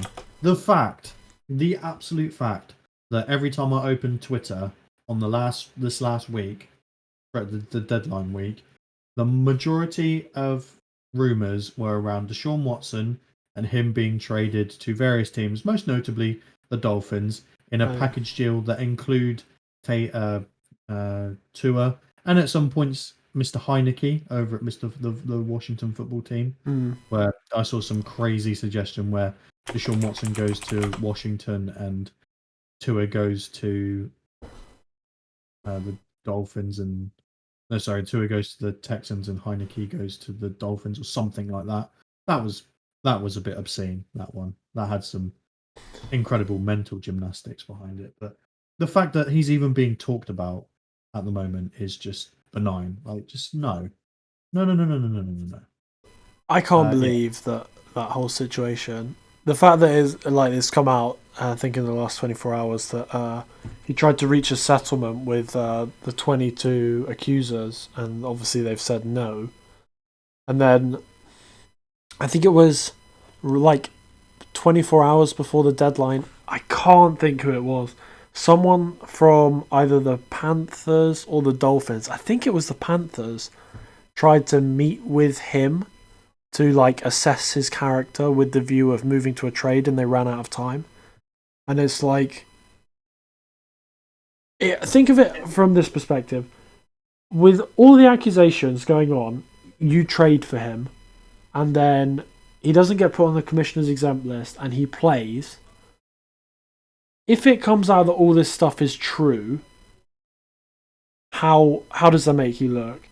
If it comes out that all this stuff isn't true, how does that make you look? The fact that you just like, nope, we're not going to believe any of this. We don't take it seriously. He's a football player. Like, he should be on the exempt list, and he shouldn't be spoken about until this whole situation is sorted. Someone was talking about trying to speed up the process, and it's like, dude, this is like a serious legal case. Like, this is not, oh, can we trade for this guy real quick? Like, hurry up with the fax machine. There's a serious legal process going on here. I mean, I didn't know that he tried to settle with the complainants, because this is how much I avoid reading up on this stuff until like it's either in court or a verdict has been put down or factual based information is coming out, because otherwise you're on the rumor mill and you're wasting your time. But I remember the key defense for Watson. I mean, we're going on this a bit too much, but his key defense was, oh no, these were just massage therapists that I've been to seen. They're making these allegations up because they want money out of me. Yeah. On the face of it, again, I'm now perpetuating the rumor mill, but if you've attempted to settle with these people and they've been like, actually, no, either you're right and the dollar amount you've affixed to attempt to settle is not big enough for them, which seems a bit unreasonable because it must be in the multi-millions, or two, they know for damn well they actually have a legal case, and at this point, the complainants are more interested in pursuing this legal case at court than settling with this man, because instead of standing up and being like, well, look, maybe I made a mistake, or maybe my behavior was questionable, and it's put these people in a position physically and emotionally that they did not want and did not want to participate in. You've outright just been like, didn't do it, they're lying, want money. Yeah. I want to play football. And I hope he. Will he go to prison for long? Will he go to prison at all? Will he? What sort of consequences is he going to suffer because of these actions? Because he must look around and see Antonio Brown playing football Tyreek after Hill. everything he did. Tyreek Hill, Adrian Peterson. Yeah, just been signed. Yeah, I mean, he's on my fantasy team, so I can't really talk too much. But Braylon Edwards is an interesting case, which does actually relate to Mr. Ruggs because he also killed someone while DUI. He served 30 days in prison, missed the season, and then played 3 more. I think it was 3 more. He killed someone when he was again, probably double over the limit, speeding, drink driving, 30 days in prison because he settled in court or something like that. He paid it to go away, essentially. Marcus Alonso, the Chelsea defender, was drink driving at I think it was over double the speed limit, like 10 years ago, in wet conditions, and he killed his passenger, and it was a €61,000 fine. That's like, really? But hey, as a not so wise man once said, if you're rich, they let you do anything. Back to football. Chargers, Eagles. The Eagles have been a sort of hot and cold. I think they team. suck.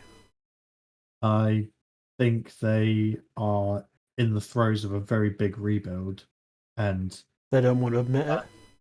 fans and the team themselves will not admit it. I think Jalen Hurts has potential, but he also makes some boneheaded decisions. Yeah. On the Chargers, you've seen a very good team have 1 or 2 injuries to the offensive line, and it caused a problem. Both of them went down in early October. So Brian Bulaga and Ode Abushi. Okay. Both of them on injured reserve in the same week. And since then, we've had the 2 big losses and the shootout. Yeah. Last week, we also didn't have our 2 starting cornerbacks because they both were out. One with a hamstring, and Asante Samuel Jr. was out with a concussion. And he has been incredible, Mr. Samuel Jr. He's had, amongst rookies, he's had one of the lowest passer ratings, pass completes, things of this nature. And also, yesterday, Kenneth Murray got put on injured reserve with an ankle injury. So, while not as substantial as previous years, we're starting to get. The Chargers are starting to get injuries. Reverting to type. I think this is the bounce back week. I think Justin Herbert shakes off the problems he's had. I don't think the Eagles' defense is very good. Yeah. And I think this is the get right week. Long term, I think we see Herbert basically bounce back, and I think winning the division is in question, but remains to be seen. I'll keep myself posted, but I think this is a very good Chargers team. But grand scheme, I think they're the kind of team that's going to get to the playoffs and then get bounced very quickly. I think that run defense. Pardon me, that run defense needs seriously looking at, and we need to get some big defensive tackle and some either a linebacker to shore up the front end of the defense, or something scheme wise to help, because at the moment it's not working when it comes to the running game, especially big teams who run the football. But yeah, I think this is a comfortable Chargers win. Yeah, I agree. I do think that Chargers are in a very good place. They just got to keep. Stringing wins. I think String- in terms of like a broader like running of the team strategy, they just got to keep plugging away. Like, I don't think you have to sell the farm. Like, Herbert is going to be the quarterback for 15 years. Like, you not. Yes, obviously it's easier to win on a rookie contract, but like, just keep plugging away, keep building the team. You like, it's going to be way better to surely to be competitive for 15 years and like be looking to go deep in the playoffs every year than to maybe win one Super Bowl and then be in cap hell for 8 years and like waste half his career. I don't know. Chiefs. Yeah. Just a side note.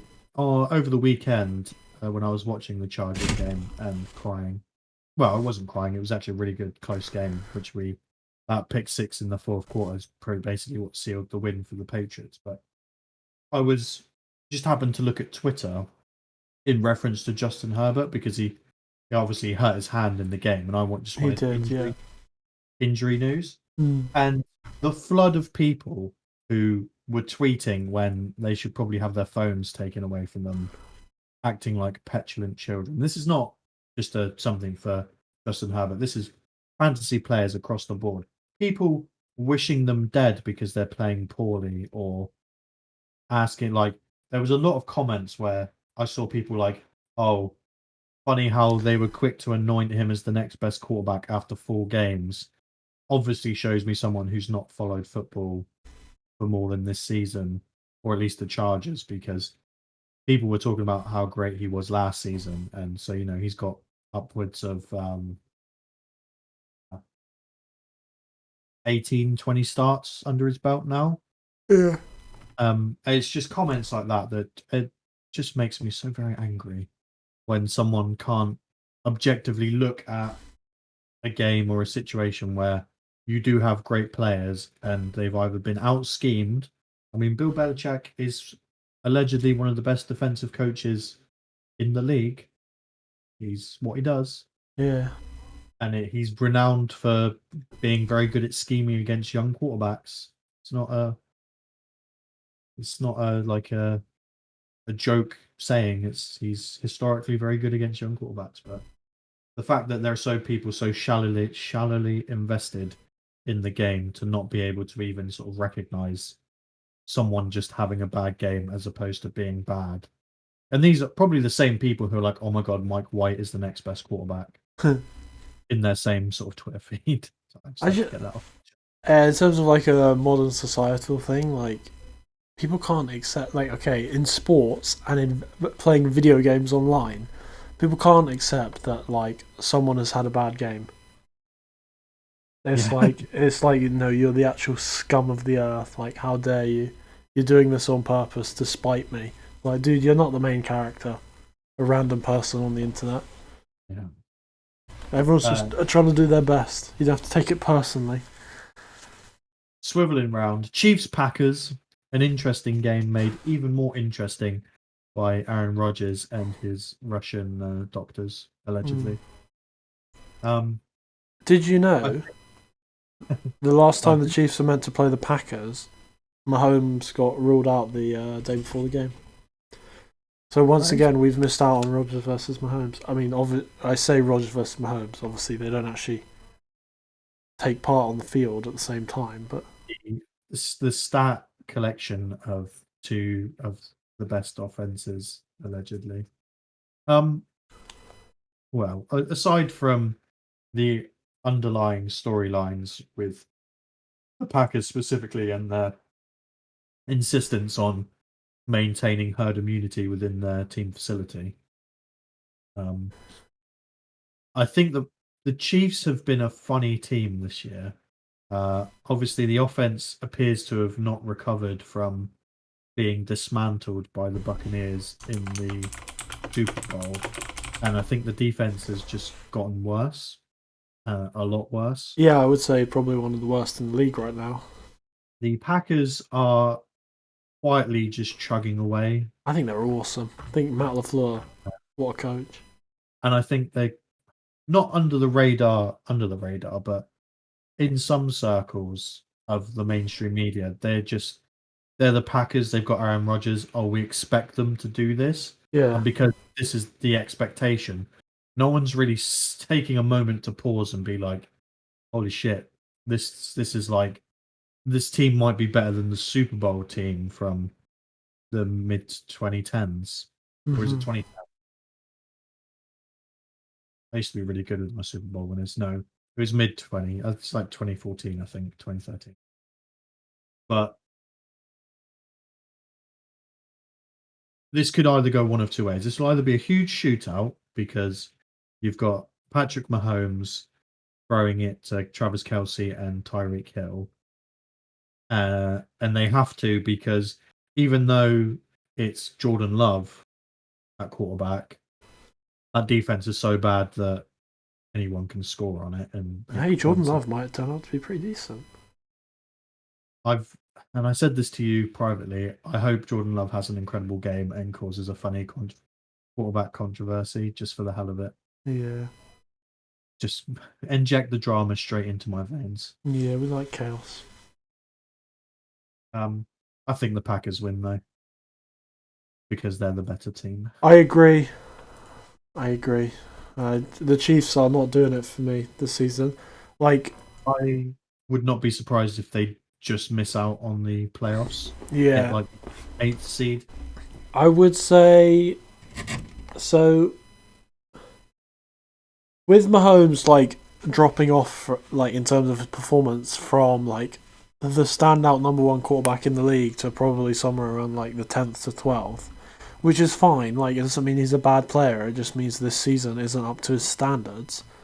Like, combine that with the worst defense in the league, you're in trouble. Yeah, I mean, could we argue that Super Bowl winning season was just, this is his ceiling, like this is his how great he can be? Because last year he wasn't as good, was he? He wasn't MVP. He wasn't as good as his MVP season. He was still really good, and he still is really good. But are we just seeing him actually hit a massive peak of his ability, and now we're actually seeing where the plateau is, as opposed to the very peak of the mountain of how great he could be? I suppose what it comes down to is the fact that there's so many moving parts on an NFL team that, like, one player being replaced and that replacement isn't quite up to the standard, particularly on the offensive line, like, can lead to massive problems. Yeah. Yeah, so we're in on the Packers winning. The next team, 49ers Cardinals. Yeah, I think the Cardinals are really Seriously. good. Oh my god, like literally, like what is it at this point? Like an hour and a half, an hour and 45 minutes ago, you were mentioning a certain man in San Francisco. I was thinking of another man who's the problem in San Francisco. I think it might be both of them if you're who you are thinking of, but I think that the 49 to unpin this pin, unpin this topic. They had the Super Bowl run with Jimmy Garoppolo, Yeah, and he looked great. He looked like, woo, sheesh. And I think he's either through something of what he's doing or the team's doing, I think he's broken. I think he's been broken, and either it's a fresh scenery. I mean, where does he go though? Or it's what Mr. Shanahan wants to do with the team no longer stacks up with what Jimmy can do for them, and they're kind of trapped in this horrible hell where Trey Lance isn't ready to play quarterback in the NFL. He needs more time to adjust and more time to learn. But Jimmy G doesn't have the ability to output quarterback play to the standard that the 49ers need to be consistently successful. And it's coming at a bad time, because although their division is absolutely stacked with the Cardinals, Rams, and Seahawks. You've got Russell Wilson has just missed a load of time, so the Seahawks have been relying on none other than the Geno Smith. Gino, yeah. But they've lost ground. The Rams are incredible and have only just gotten better. I mean, Les Snead's throwing draft picks around like it's $1 bills at the ladies' club. parlor, and the Cardinals are turning a corner so fast that we're still picking our jaws up from the floor with what they've been able to do and what Kyler Murray's been able to do, like just on the field. I mean, it's awesome. I can still remember back to that evening of his rookie career, like his first or second start, where Tom was mouthing off in the group chat about, is Kyler Murray actually good? And there was 3 or 4 of us going, hold on, man, he's just his rookie season. Come on, bro, it's like his first game. Yeah. And he's incredible now. I mean, it does help that he's got Mr. Hopkins catching his balls as well. True. I want to know why Kyle Shanahan has to be so clever. And What his dad did, though, wasn't it? I feel like Mike Shanahan was way more married to the run. Kyle Shanahan, it seems to be like he thinks he has to outthink everyone all the time. Obviously we remember the Falcons Super Bowl and the refusal to run the ball to just close out the game, and they end up losing. And then you see in the first half the running backs have something like 100 yards or whatever, and they're absolutely dicing through it, and then they just go away from the run, and it's like, why? I don't know. I don't have the answers. He strikes me as someone who analyzes everything to the minute detail, and he outthinks himself into a corner. The person he needs to outthink is himself, because essentially the system he's putting in is already very advanced, but I don't know. Perhaps he's just not got the guts to really stick with what he thinks is the most available, what he could create to be the meta strategy, and instead bounces back to what he thinks is safe, and it leads to poor decision making and losses. On the flip side, the Cardinals coach, Mr. Cliff and Barry, I can't remember his name. What an incredible system he's put in for Kyler to just excel all season. Really, I know they've lost the game, but no team's really. I don't think a team's going to go unbeaten for an entire season at this point. Not again. Not after the Patriots. Yeah. So on that leg, I think the Cardinals are going to win quite comfortably as well. I agree. I think they're the better team. I think these days they're better coached, and I mean, I guess we're just reliant on if Kyler Murray is going to play. Who is the backup in Arizona? Do we know?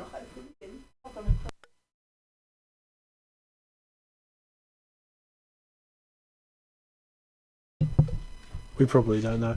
Well, according to Josh, McCoy, isn't it? Who? Colt McCoy. Oh wow. Wow. According to Josh Winefuss yesterday, he should be good to go. I know AJ Green's gone on the COVID list. He was having a bit of a resurgence, I think. Unless we're going to see Chris Streveler. Streveler? Is that him? I don't know. Sounds scary, whatever it is. I would imagine if Kyler doesn't play, it's got to be Colt McCoy. Yeah.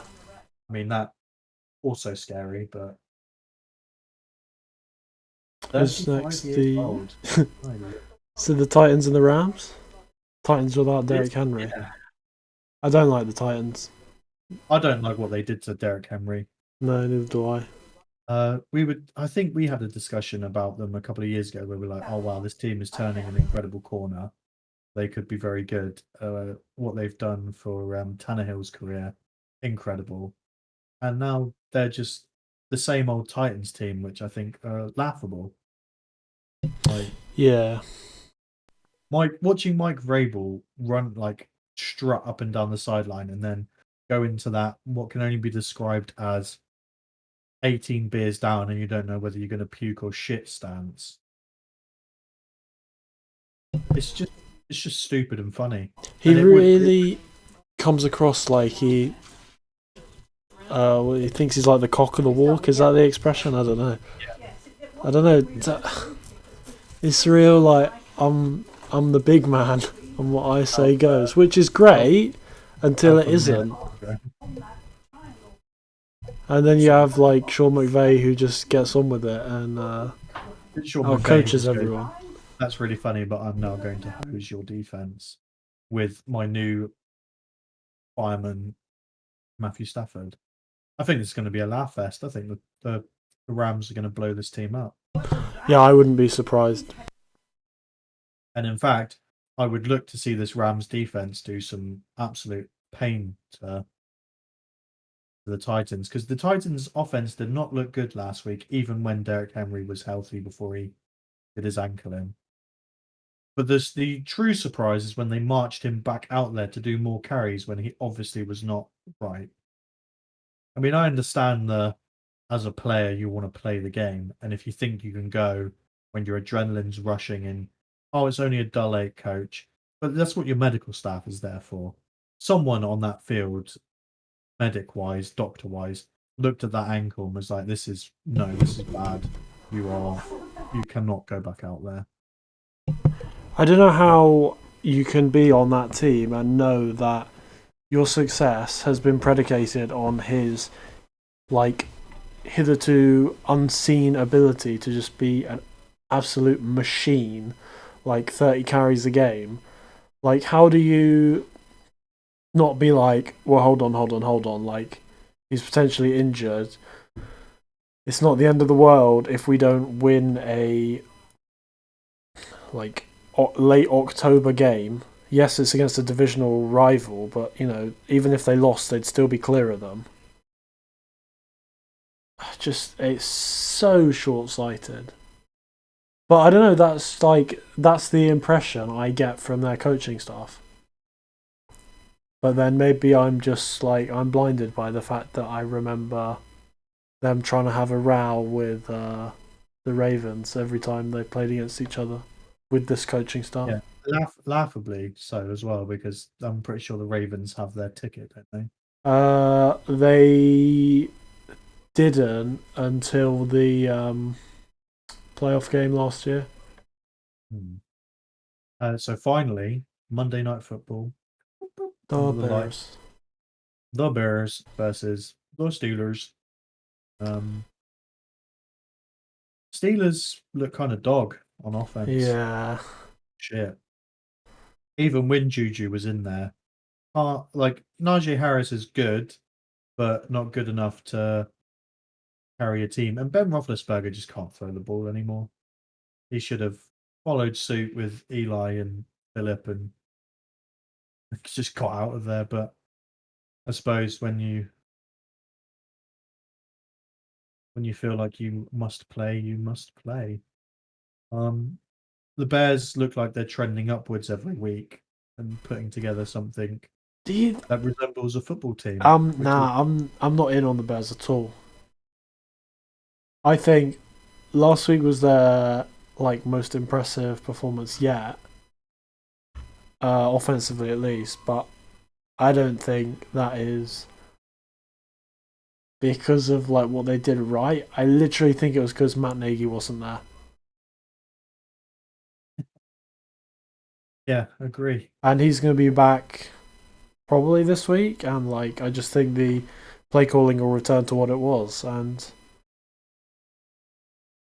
like, I'm literally looking at like Bears fans now, and they're literally hoping he's not going to be there on Monday. Well, it'd be interesting to see. see how their performance stacks up. If he comes back on Monday, what they did last Sunday, what they do Monday, Yeah. is a monumental shift from passable football team to this is the Bears again. They are horrid and horrible to watch, and they Mhm. deserve to lose. Then it's a Matt Nagy problem, and perhaps he needs to go. Yeah, I think. Then, Yeah. then you like, well, was Trubisky as bad as we thought he was? Well, there Spoiler was alert. rumours that the Saints were trying to trade for him this week. So Whew, what can I that would say? that would have really been a spicy meatball. Mm. I think the Steelers win either way. Oh, it's a trap game, isn't it? Yeah. I would like the Steelers to win, and I would like Chase Claypool to score 2 touchdowns, but that's me. Can't always get what you want, can you? True. I chose when I picked Chase Claypool, I was like, haha, I've got a steal here. Turns out I was wrong. Bye week teams, just to round us up nicely. The Seahawks, we've spoken about. I just think they need to get Russell Wilson healthy and they'll win some games. I don't think they're a complete football team.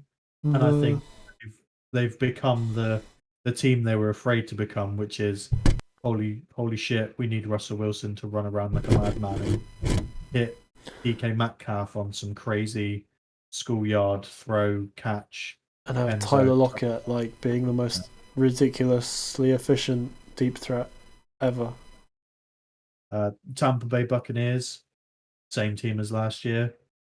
Uh, Loads of power. just on the Seahawks, the fact that they like traded such a vast amount for I can't even remember his name from the Jets, the safety Jamal Adams. Yeah, he's terrible. He's And awful. they have no idea how to use him. And it's like, what on earth is They going stack on? him. They stack him in the box like a linebacker, and it leaves the back end completely open. And if you think that's what he is, you can't give up like ridiculous draft capital for a box safety. Not in 2021. But he's not though, is he? I don't know. I don't know what.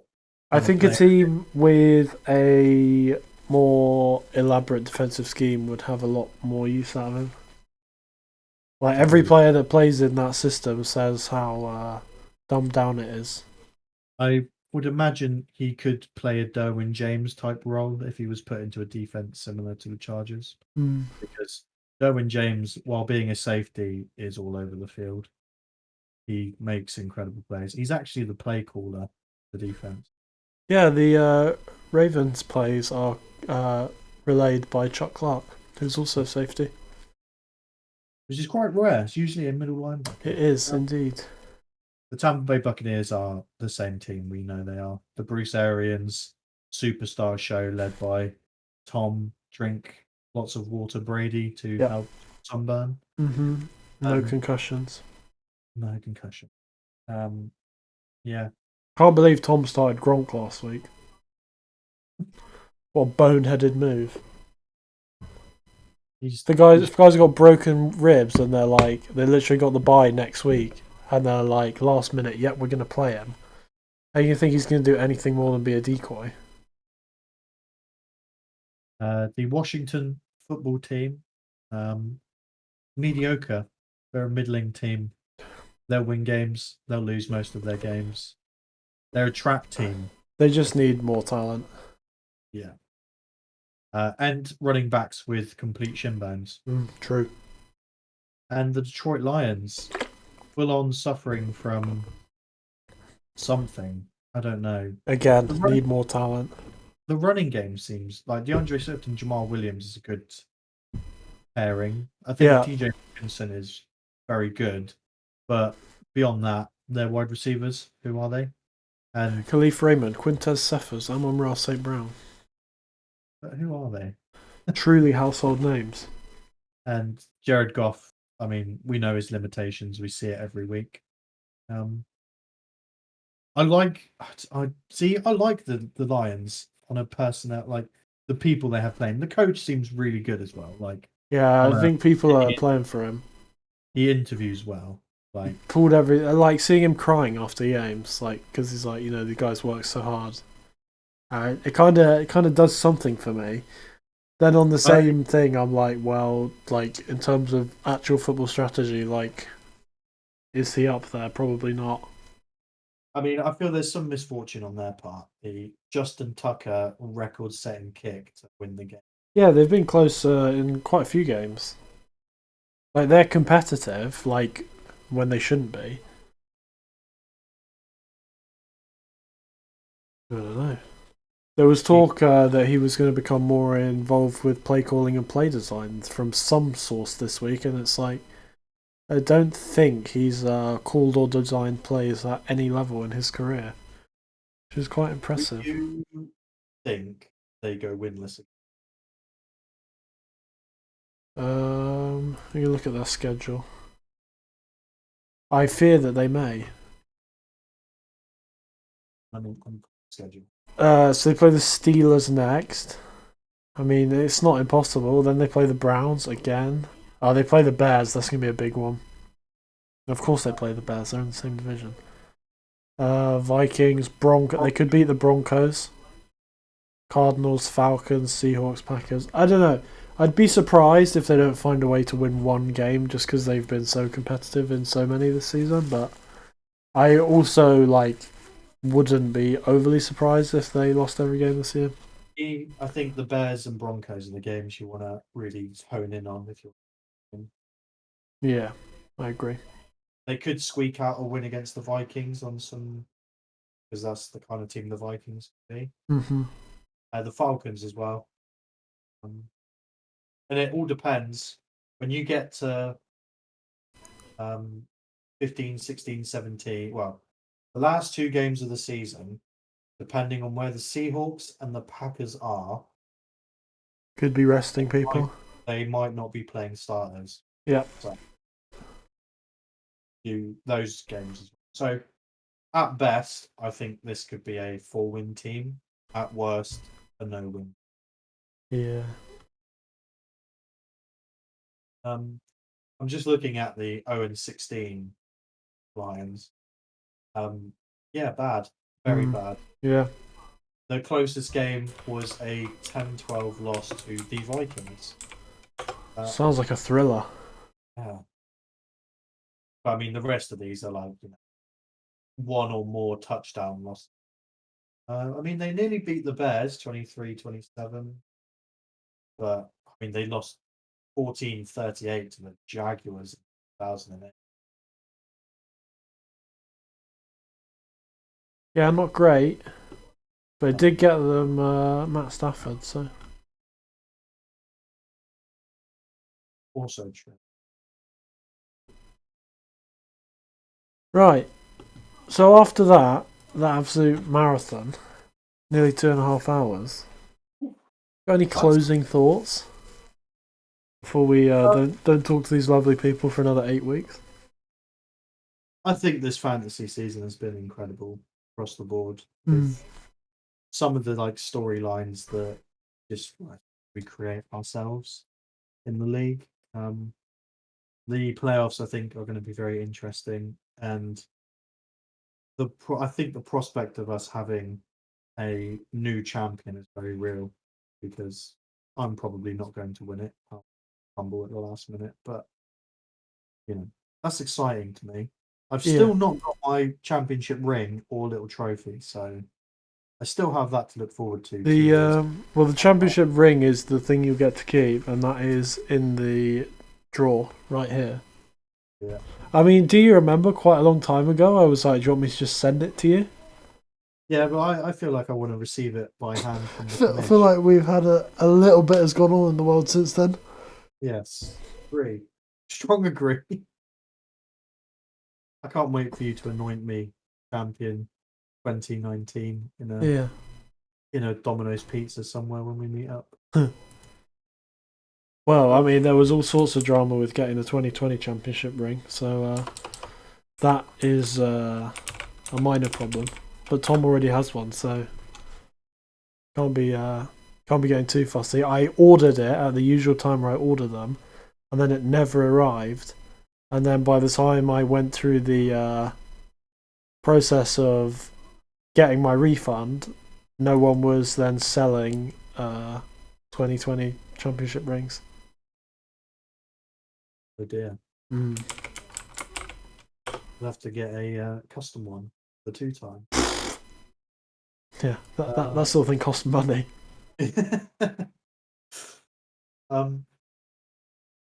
Well, yeah, I don't really have anything to add. I'm all talked out, brother. Me too. Right.